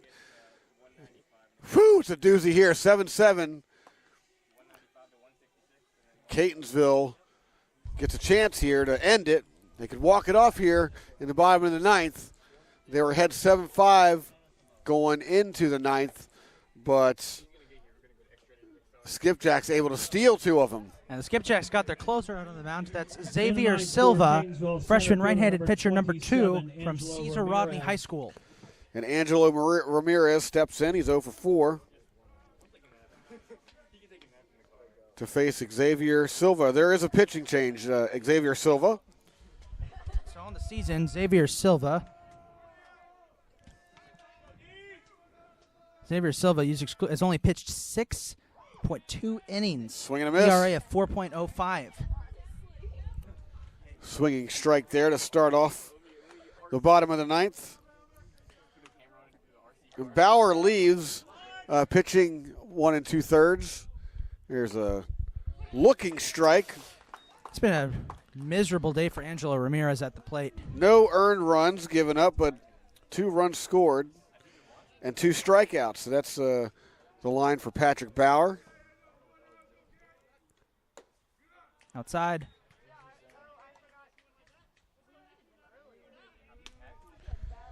And then Chesapeake, with Dylan Young exiting the game, he pitched 3 2/3. Couple of strikeouts. That one's inside. Strike. Oh, got him 3. out. That wakes up the Chesapeake crowd. Yeah, it does. Dylan Young gave up 2 earned runs, a couple of strikeouts, and Xavier Silva now pitching for the Skipjacks. I think that just woke up Xavier Silva's mother, who just gave out a huge cry of, "That's my baby." Love it. Love it. Here comes Alex Elliott, looks at a ball outside. Well, the advantage for Catonsville is they are the home team here, even though, and the home host. But they're the home team in this game. So there's a long fly ball deep in the gap. Back. Oh my gosh! He caught it. Mitch Jericho just robbed Alex Elliott of a home run as he dove over the wall out there in left center and stole a walk-off home run from Alex Elliott, and probably one of the greatest catches you're going to see this entire tournament. Holy cow. Pete Howell. Well then. Sorry, Dad. It's not my fault. It's the center fielders. Pete Howell up next. Swings and misses there. One side of the bleachers is shocked, and the other side is just like, well, what? They're also shocked, but in a different They're also kind shocked, of way. but in a positive way. There you go. That one catches the outside corner. Strike. Oh, boy. 2. I thought it was over. I thought it was over. You kind of get a sense that the Skipjacks have just stolen all the momentum here. Fires, Foul. shot down, foul. He's lucky he had some he's lucky that one was high. That was a little lower. There's a lot of Skipjacks in the bullpen who were in the danger zone there. Wow. Pete Howell did have a hit one time in a game earlier this season where he sent a laser right into Catonsville's dugout and nearly hit a couple of members of the Cardinals. Oh, wow. Here comes the pitch, the 0-2 pitch, fires it in, gets a little piece of that, chops up the first base line, foul. Right? That was a big-time catch, man. Just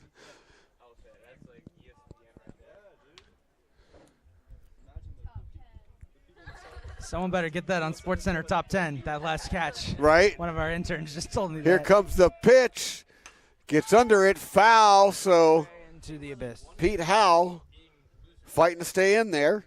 It's 2 outs.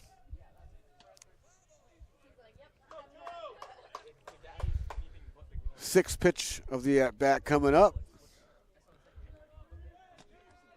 Catonsville 7 runs, 9 hits to the Skipjacks, 7 runs on 10 hits. And he gets a piece of that one. Big hack, big healthy hack there. Making lots of contact. Tony DeAngeli is on deck should Howell get on base. In a hole right now, though, 0-2. Catonsville fighting for their tournament lives here. And he gets under that one. It's a base hit to center. It's going to drop. Good start, good And start. Pete Howell with a base hit to extend the inning and give Tony DeAngeli a chance to put that big bat to work here in the bottom of the 9th. And they are going to put a pinch runner out there, and that is going to be Caleb Bailey, freshman outfielder and first baseman number 10 out of Old Mill High School. Bailey was originally the starting right fielder for this team and also played a little bit of third base, but injuries eventually forced him to the bench. Now he serves as a pinch runner. In steps Tony DeAngeli. And see what Catonsville's strategy is here. Get Bailey to take second on a steal. DeAngeli gets a good enough base hit, and Bailey tries to come home. Here's the pitch. Chops it foul. Got to be careful, though. You do have 2 outs.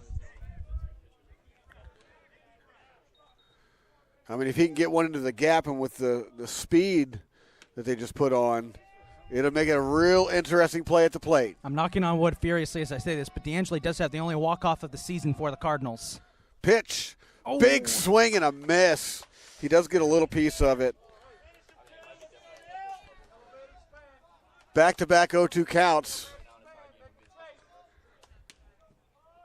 As Silva looks in, gets his sign, delivers, and he gets under it. Long fly ball, deep center field. However, Mitch Jolico is there to make the catch and retire the side. We're going to extra innings. Free baseball here in the tourney.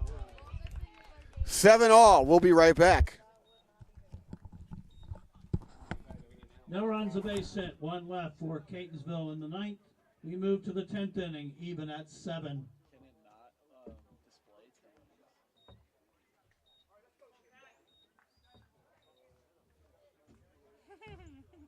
I don't think I can get 2 digits. Where's Melissa? I have no idea. I mean, it knows it's in the 10th inning. Oh, right on cue. My dad called me as I texted him. He's going to be mad. Hey, do you see that? Yeah, I see it. I don't know if there's a way to fix it, though. I mean, it's showing it on there, but not the board out there. She's like,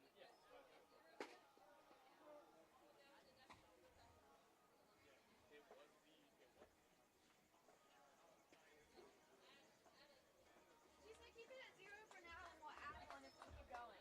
Okay. Because that's like, gonna be like our 10 right now. Okay.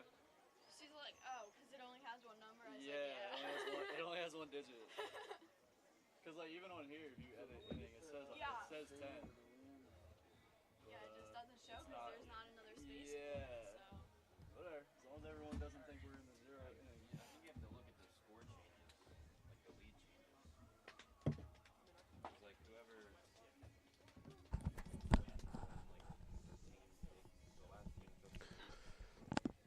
Welcome back to the extra innings portion of the NJCAA Region 20 baseball tournament.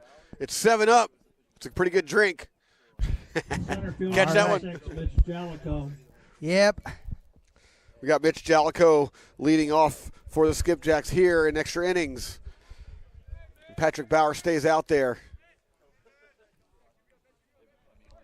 Jellicoe digs in. Bauer looks in. We haven't done as many sponsorship plugs this game as we did in the first. Right. Oh. Get the hold of that one, foul. Jellicoe coming off that incredible catch that essentially robs Catonsville of a trip to the semifinals. Potentially. We'll see if Bauer can hold him here. As he gets the sign and he fires home. Tries to drop in a curveball. Falls outside. Ball 1. 1-1. Outfield, normal depth. Infield, normal depth. And he fires one. Max foul. It. Elliott's on the run. He's going to let that one drop over the fence for a foul. So 1-2. Jellicoe steps out, gets his sign, steps back in. Little tidbit of info I should probably point out. Our scoreboard here at our CCBC Catonsville Baseball Complex. Is that one inside?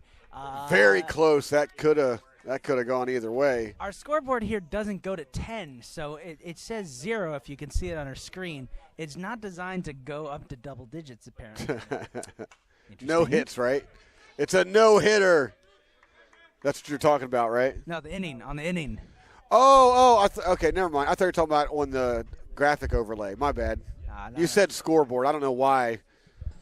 That's what my brain does sometimes. But anyhow. Oh, it's okay. It's okay. Here comes Patrick Bauer with the 2-2 pitch. Fires it in there. He gets under. He's going to drop. Fair. Slices foul. Excuse me. I said fair. Foul. Foul. Too much slice. A little behind on that one.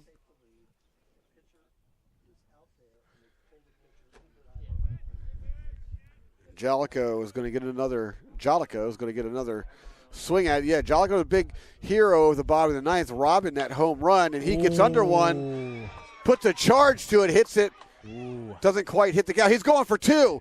The throw, not in time. Jellicoe makes a double out of a single. Okay. All right. Go off, young man. Go off. I see you. Having himself a bit of a game as he's going to. Left fielder number 13, Wilfredo Mendez Jr. Who wants to win it? Jellicoe, if he's got anything to say about it, just showed right there. We're going to win it with hustle. And that brings Wilfredo Mendez Jr. to the plate. He's played a solid left field today. He's played a solid left field this whole tournament. As he digs in, Jellicoe takes a lead out at second. The pitch, bunt. Trying to move the runner over, fires to third, and he's going to get him. So Jellicoe's safe. Oh, they called him safe? You've got to be kidding me. Oh, they need a discussion with the umpires on that one. There's got to be a discussion. Hold on. The second base umpire's coming over. I think they're going to rule that it was a foul. Wait a minute. Was it off the plate? Cover your mics, folks. Dan Blue's coming out to argue. And it had to have hit the plate and rolled out then. So, okay. Foul ball. Fortunately for Catonsville, it's a foul ball because Calderon was all over that when he fires down to third, and it appeared that Noah DeLuca tagged him out, but he was Jellicoe's called safe. But the umpire ruled it bounced off the plate, and if it bounces off the plate, it's a foul ball. So everybody goes back, and we do it again. Saw Dan Blue, the Catonsville coach, come out there. I thought for a second we're about to get – same play. Lays down another butt. This time it's a little bit better, and he's going to beat the throw to first, so we got runners at the corner. Oh, boy. On a beautifully placed bunt by Wilfredo Mendez Jr. after he bunted foul. Catcher number 5, Jackson Holla.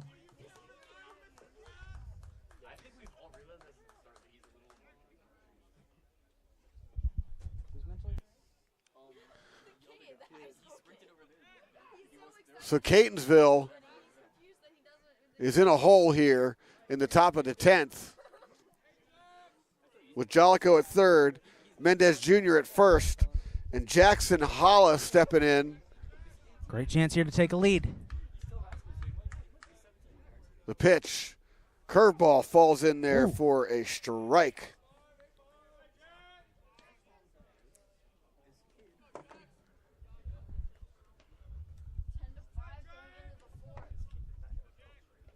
Exciting ball game we have here.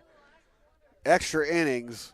Fires home in an elimination game. This is a foul. Holla falls behind 0-2.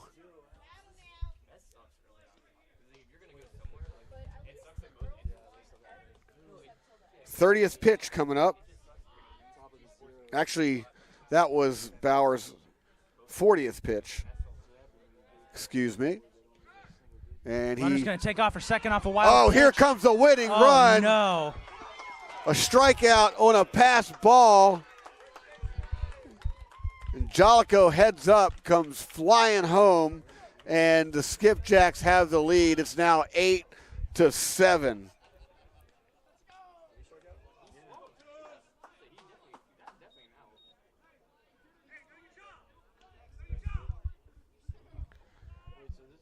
Second baseman number 22, Elias Owens.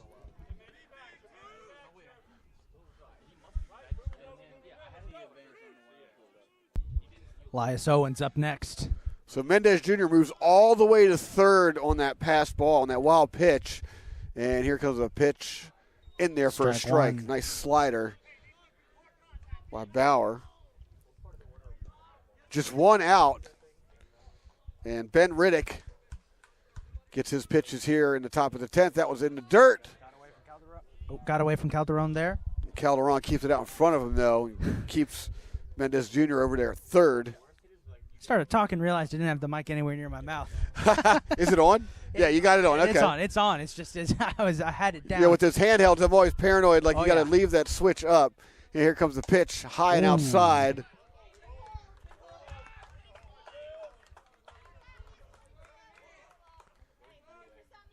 2-1 to Ben Riddick, who's 1 for 5 today.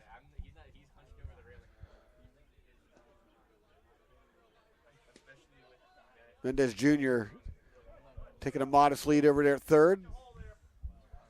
He's off the baseline. And here comes the pitch. Sweeping curve, drops in for a strike. That was a real nice curve. Started outside. Got it in there. Came back in. If you're going to throw a curve, that's how you want to do it. 2-2 pitch. High. Works the count full, so Riddick's got a full count. With a runner on third, just one out. And you better believe Bauer wants a strikeout here.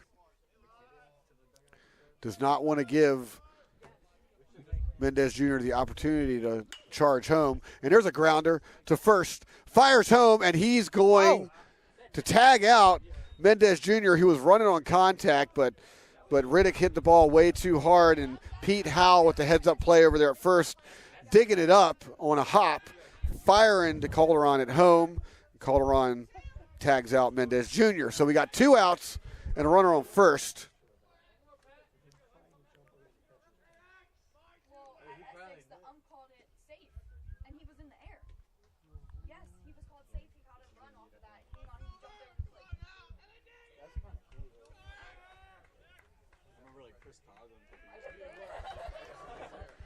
Bauer takes a long look in.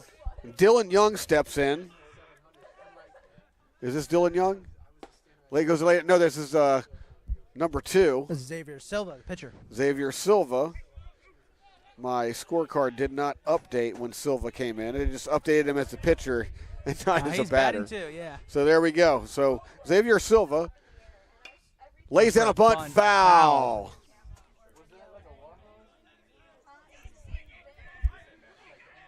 Working with a runner at first. And Baker Silva, the batter for Chesapeake. the Skipjacks want to add some insurance runs here. You're never safe, especially in a game like this. You're not safe with a one-run lead, especially to the home team, the home host. And the runner goes, curveball outside, and Calderon's not even going to make a throw. Calderon's hesitated a lot today on those runs to second. A couple of those I think he could have made. Just chose to play it safe. Yeah, but a wild throw, puts you in a really bad position here. Why not just attack the batter with 2 outs?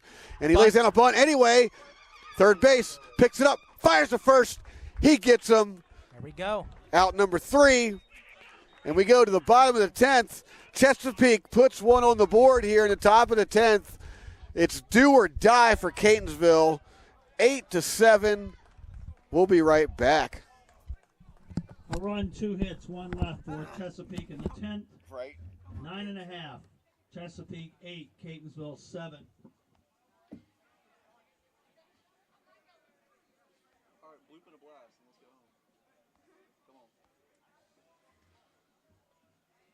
Is that our new intern over there on their bench? Yep. That's what I'm saying.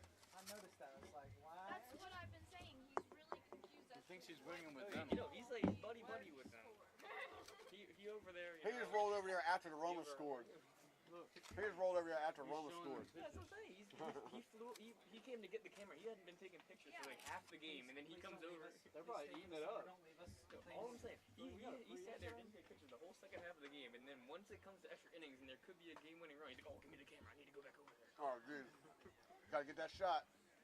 But he's the Catonsville intern. He's not the Chesapeake intern. He's the Catonsville intern. He's here for the summer, right? I think no. He's here next week though. I think he might be the only one here because Michael's not here. I'm not here. I don't think Bree's here. I'm I don't think definitely Spencer's not here.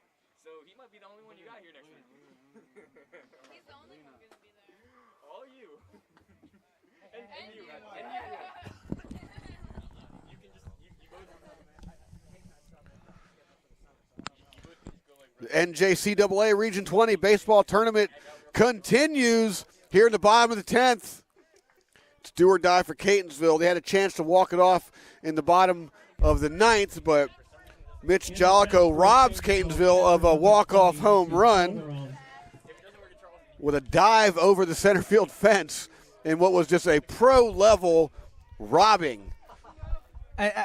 As an employee of CCBC Catonsville, working in a region tournament, I have to be there's ball 1. I have to be impartial. With that being said, you're fine. You're fine. I'm fine. Lexi's Calderon digs in. He looks at a ball. They need a run to stay alive, and that one's inside. Ball 2. Close to his knees there. So Calderon, every batter that appears is going to represent the tying run. They get somebody on, it's a different story. And that one's inside, ball 3. So Calderon works himself into a 3-0 count. Strike zone's tightened up here. I imagine that they're going to force Silva to throw a strike here. See what he's got. Here's the pitch. In there There's for strike 1. 3-1 the count. And I wouldn't be surprised if he tries to force him to throw one more. Unless it's in his quadrant. Pitch. Strike 2. Got a full count. So now we got a full count now. Trailing 8-7 in what's been just a squeaky tight ball game. And he gets a charge in that one. Long fly ball, left field. That one disappears into the trees. Tie game. Lexi's Calderon just tied the game here in the bottom of the 10th with an absolute meteor.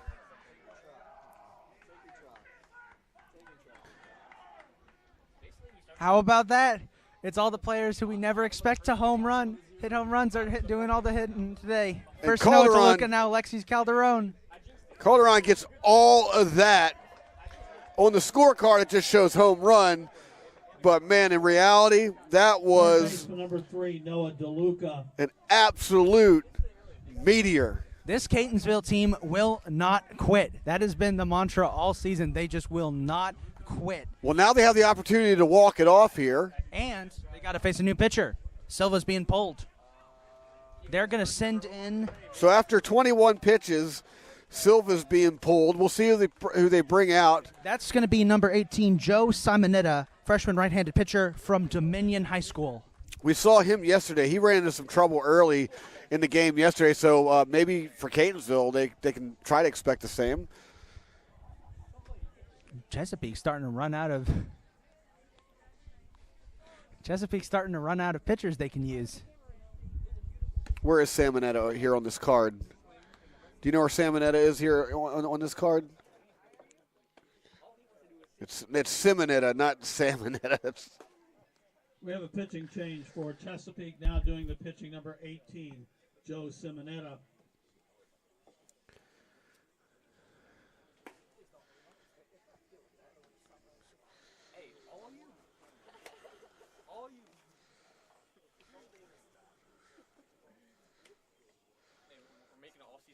So Simonetta comes in. On the season, he's 5-6 with a 5.69 ERA. But yesterday,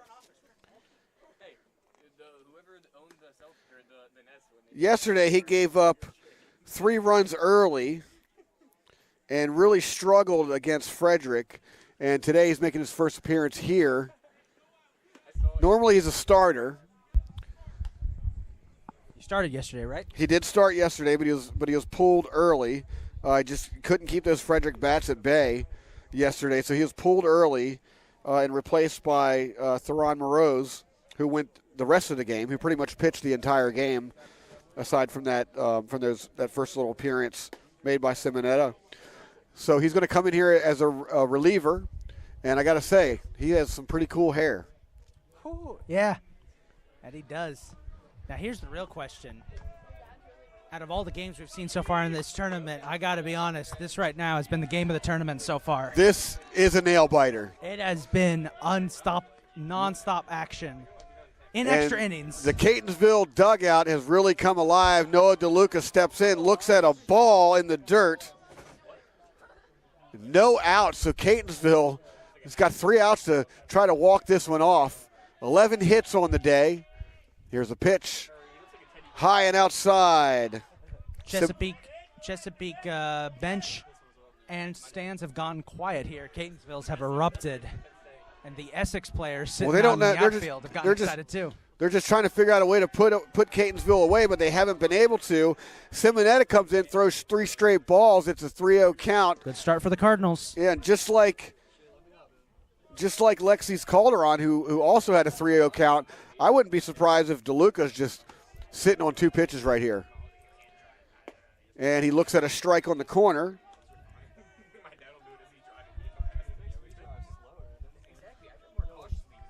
Simonetta trying to stay outside. Here's the pitch. Gets under that one. Foul. Figueroa takes a healthy hack. Just couldn't quite get under it. Fouls it back. Full count. Simonetta gets a sign. Stretch, the pitch, fires, and there's a rocket to right field. Right fielder dives, makes the catch. Aiden Willard charging in on a Chris Figueroa line drive to right field, and he just dives. Number 5, Christian Figueroa. Sticks his glove out, makes the catch. 1 out.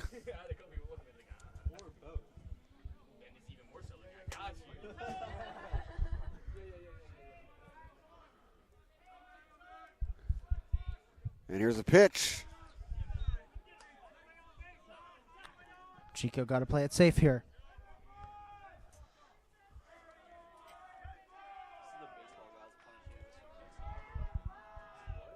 Base is empty. Pitch. Way behind on that one. Now a ball smoked into the dugout, smoked into the Chesapeake dugout. Everyone's diving for their lives over there. That almost took out our photographer. That was so fast. 1-1 pitch. And he's behind on that one as well. Strike 2 to Figueroa. Orlando Perez Jr. is on deck. Simonetta looks in. Our interns are trying to reverse jinx Chico. Here comes the pitch to Stretch. Fires low. Ball 2. Much to the chagrin of the Chesapeake bench over there. More likely, more so the Chesapeake stands. Yeah, it was more of the grandstands over there. Yeah, and not like that. Simonetta fires home. He puts a charge into that one. Hit. It's going to find the gap. It's down around first. He's going to go to Figueroa second. head to second. Center fielder Figueroa slipped. he's going to hold up at second with a standing double. The winning run is now in scoring position. Jolico slipped trying to scoop it up.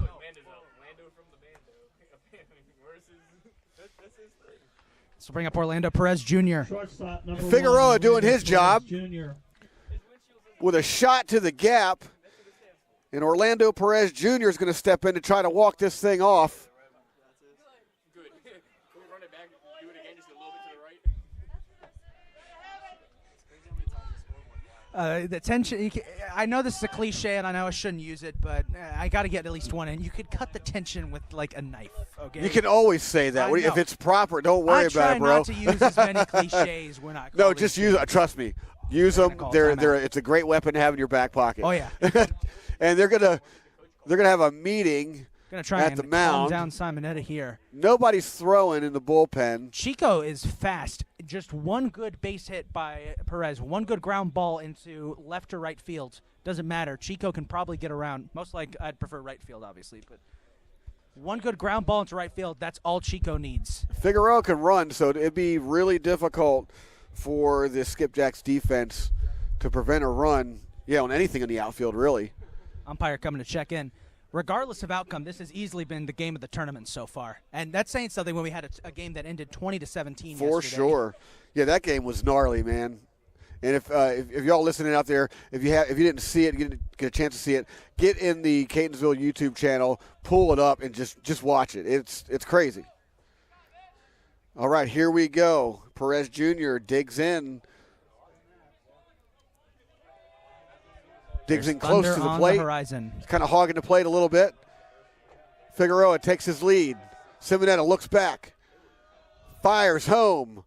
Low. Ball 1. Whew.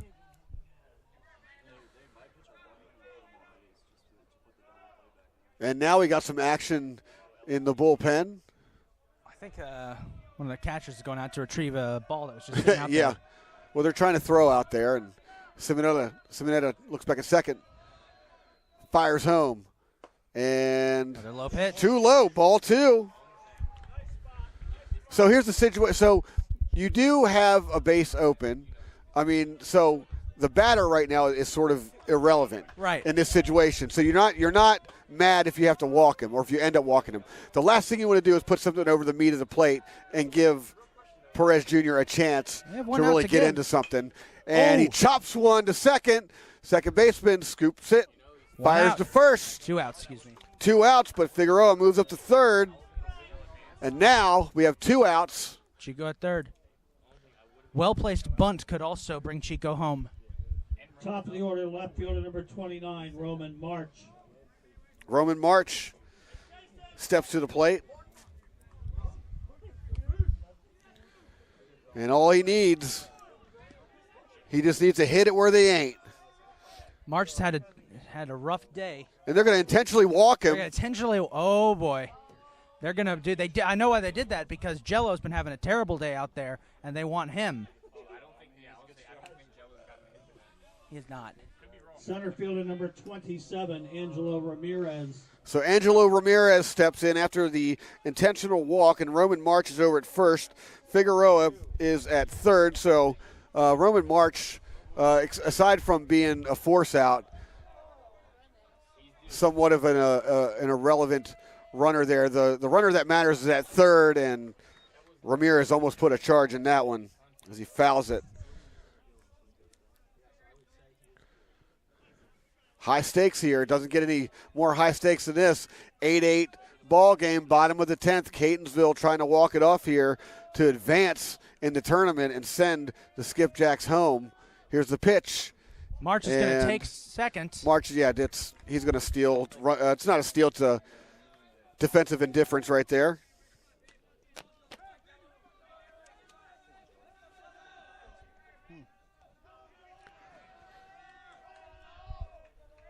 Simonetta fires home, and he fires high. Ball 2-1.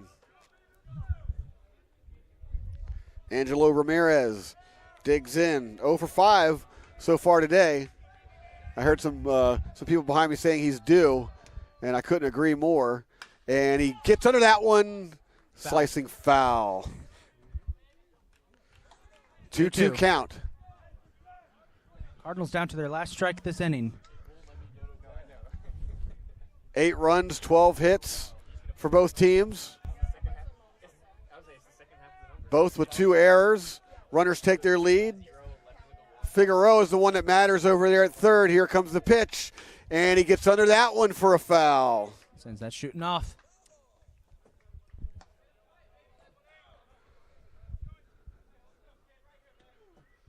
Ramirez backs off and checks his bat a little bit, readjusts, digs in. Simonetta looking in for the sign, gets it.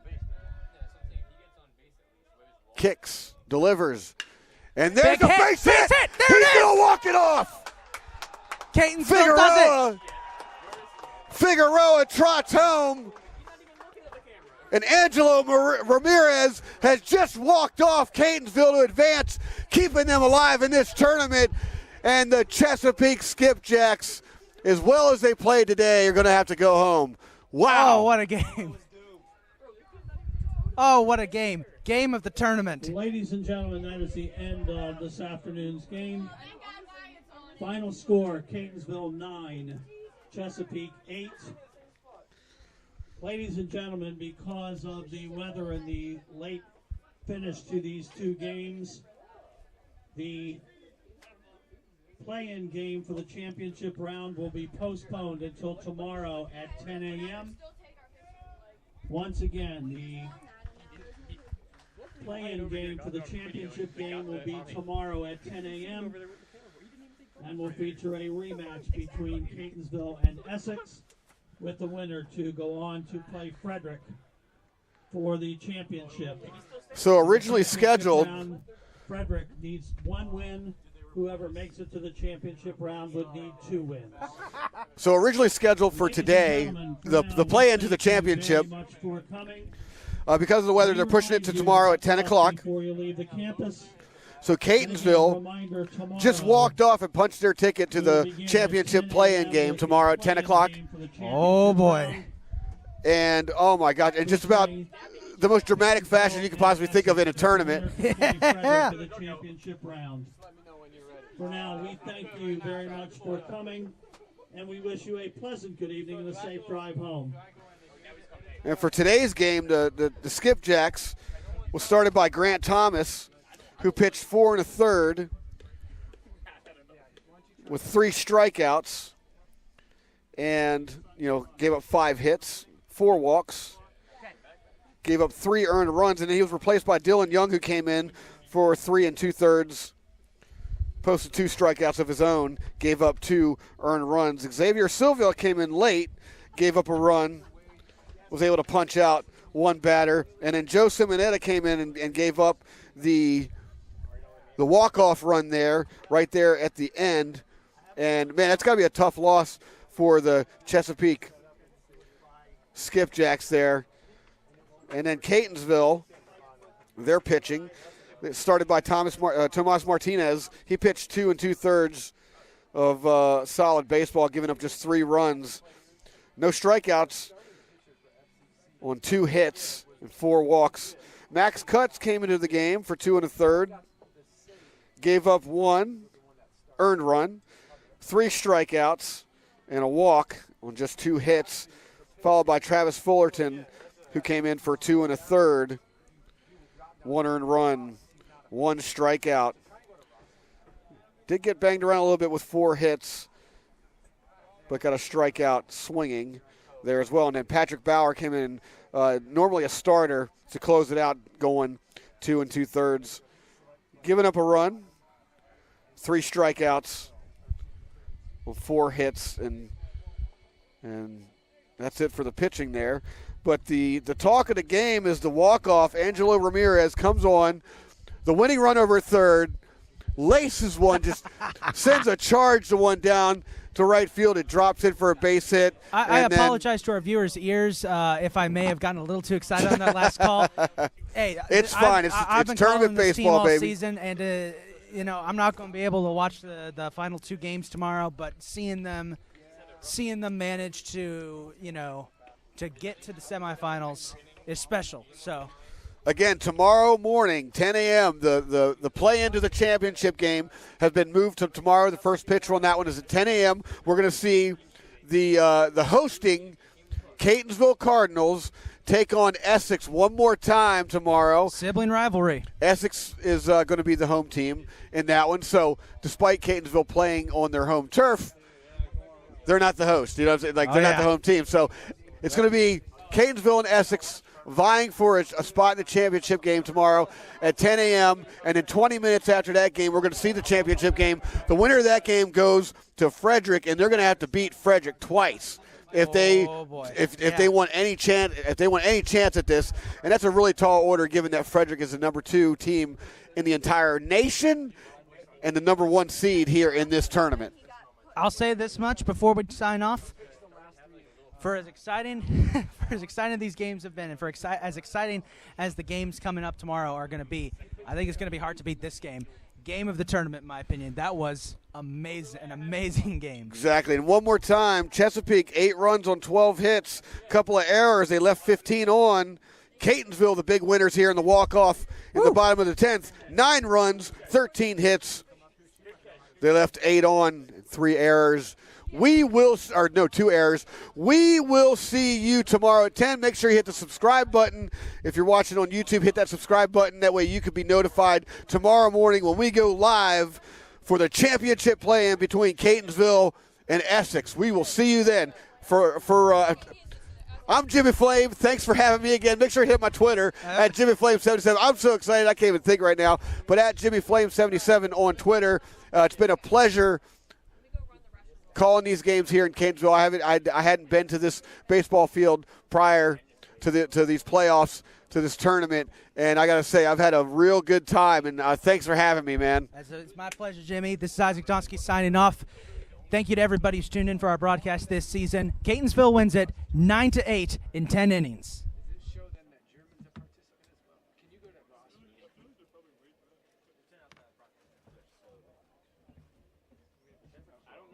So we saved it like that.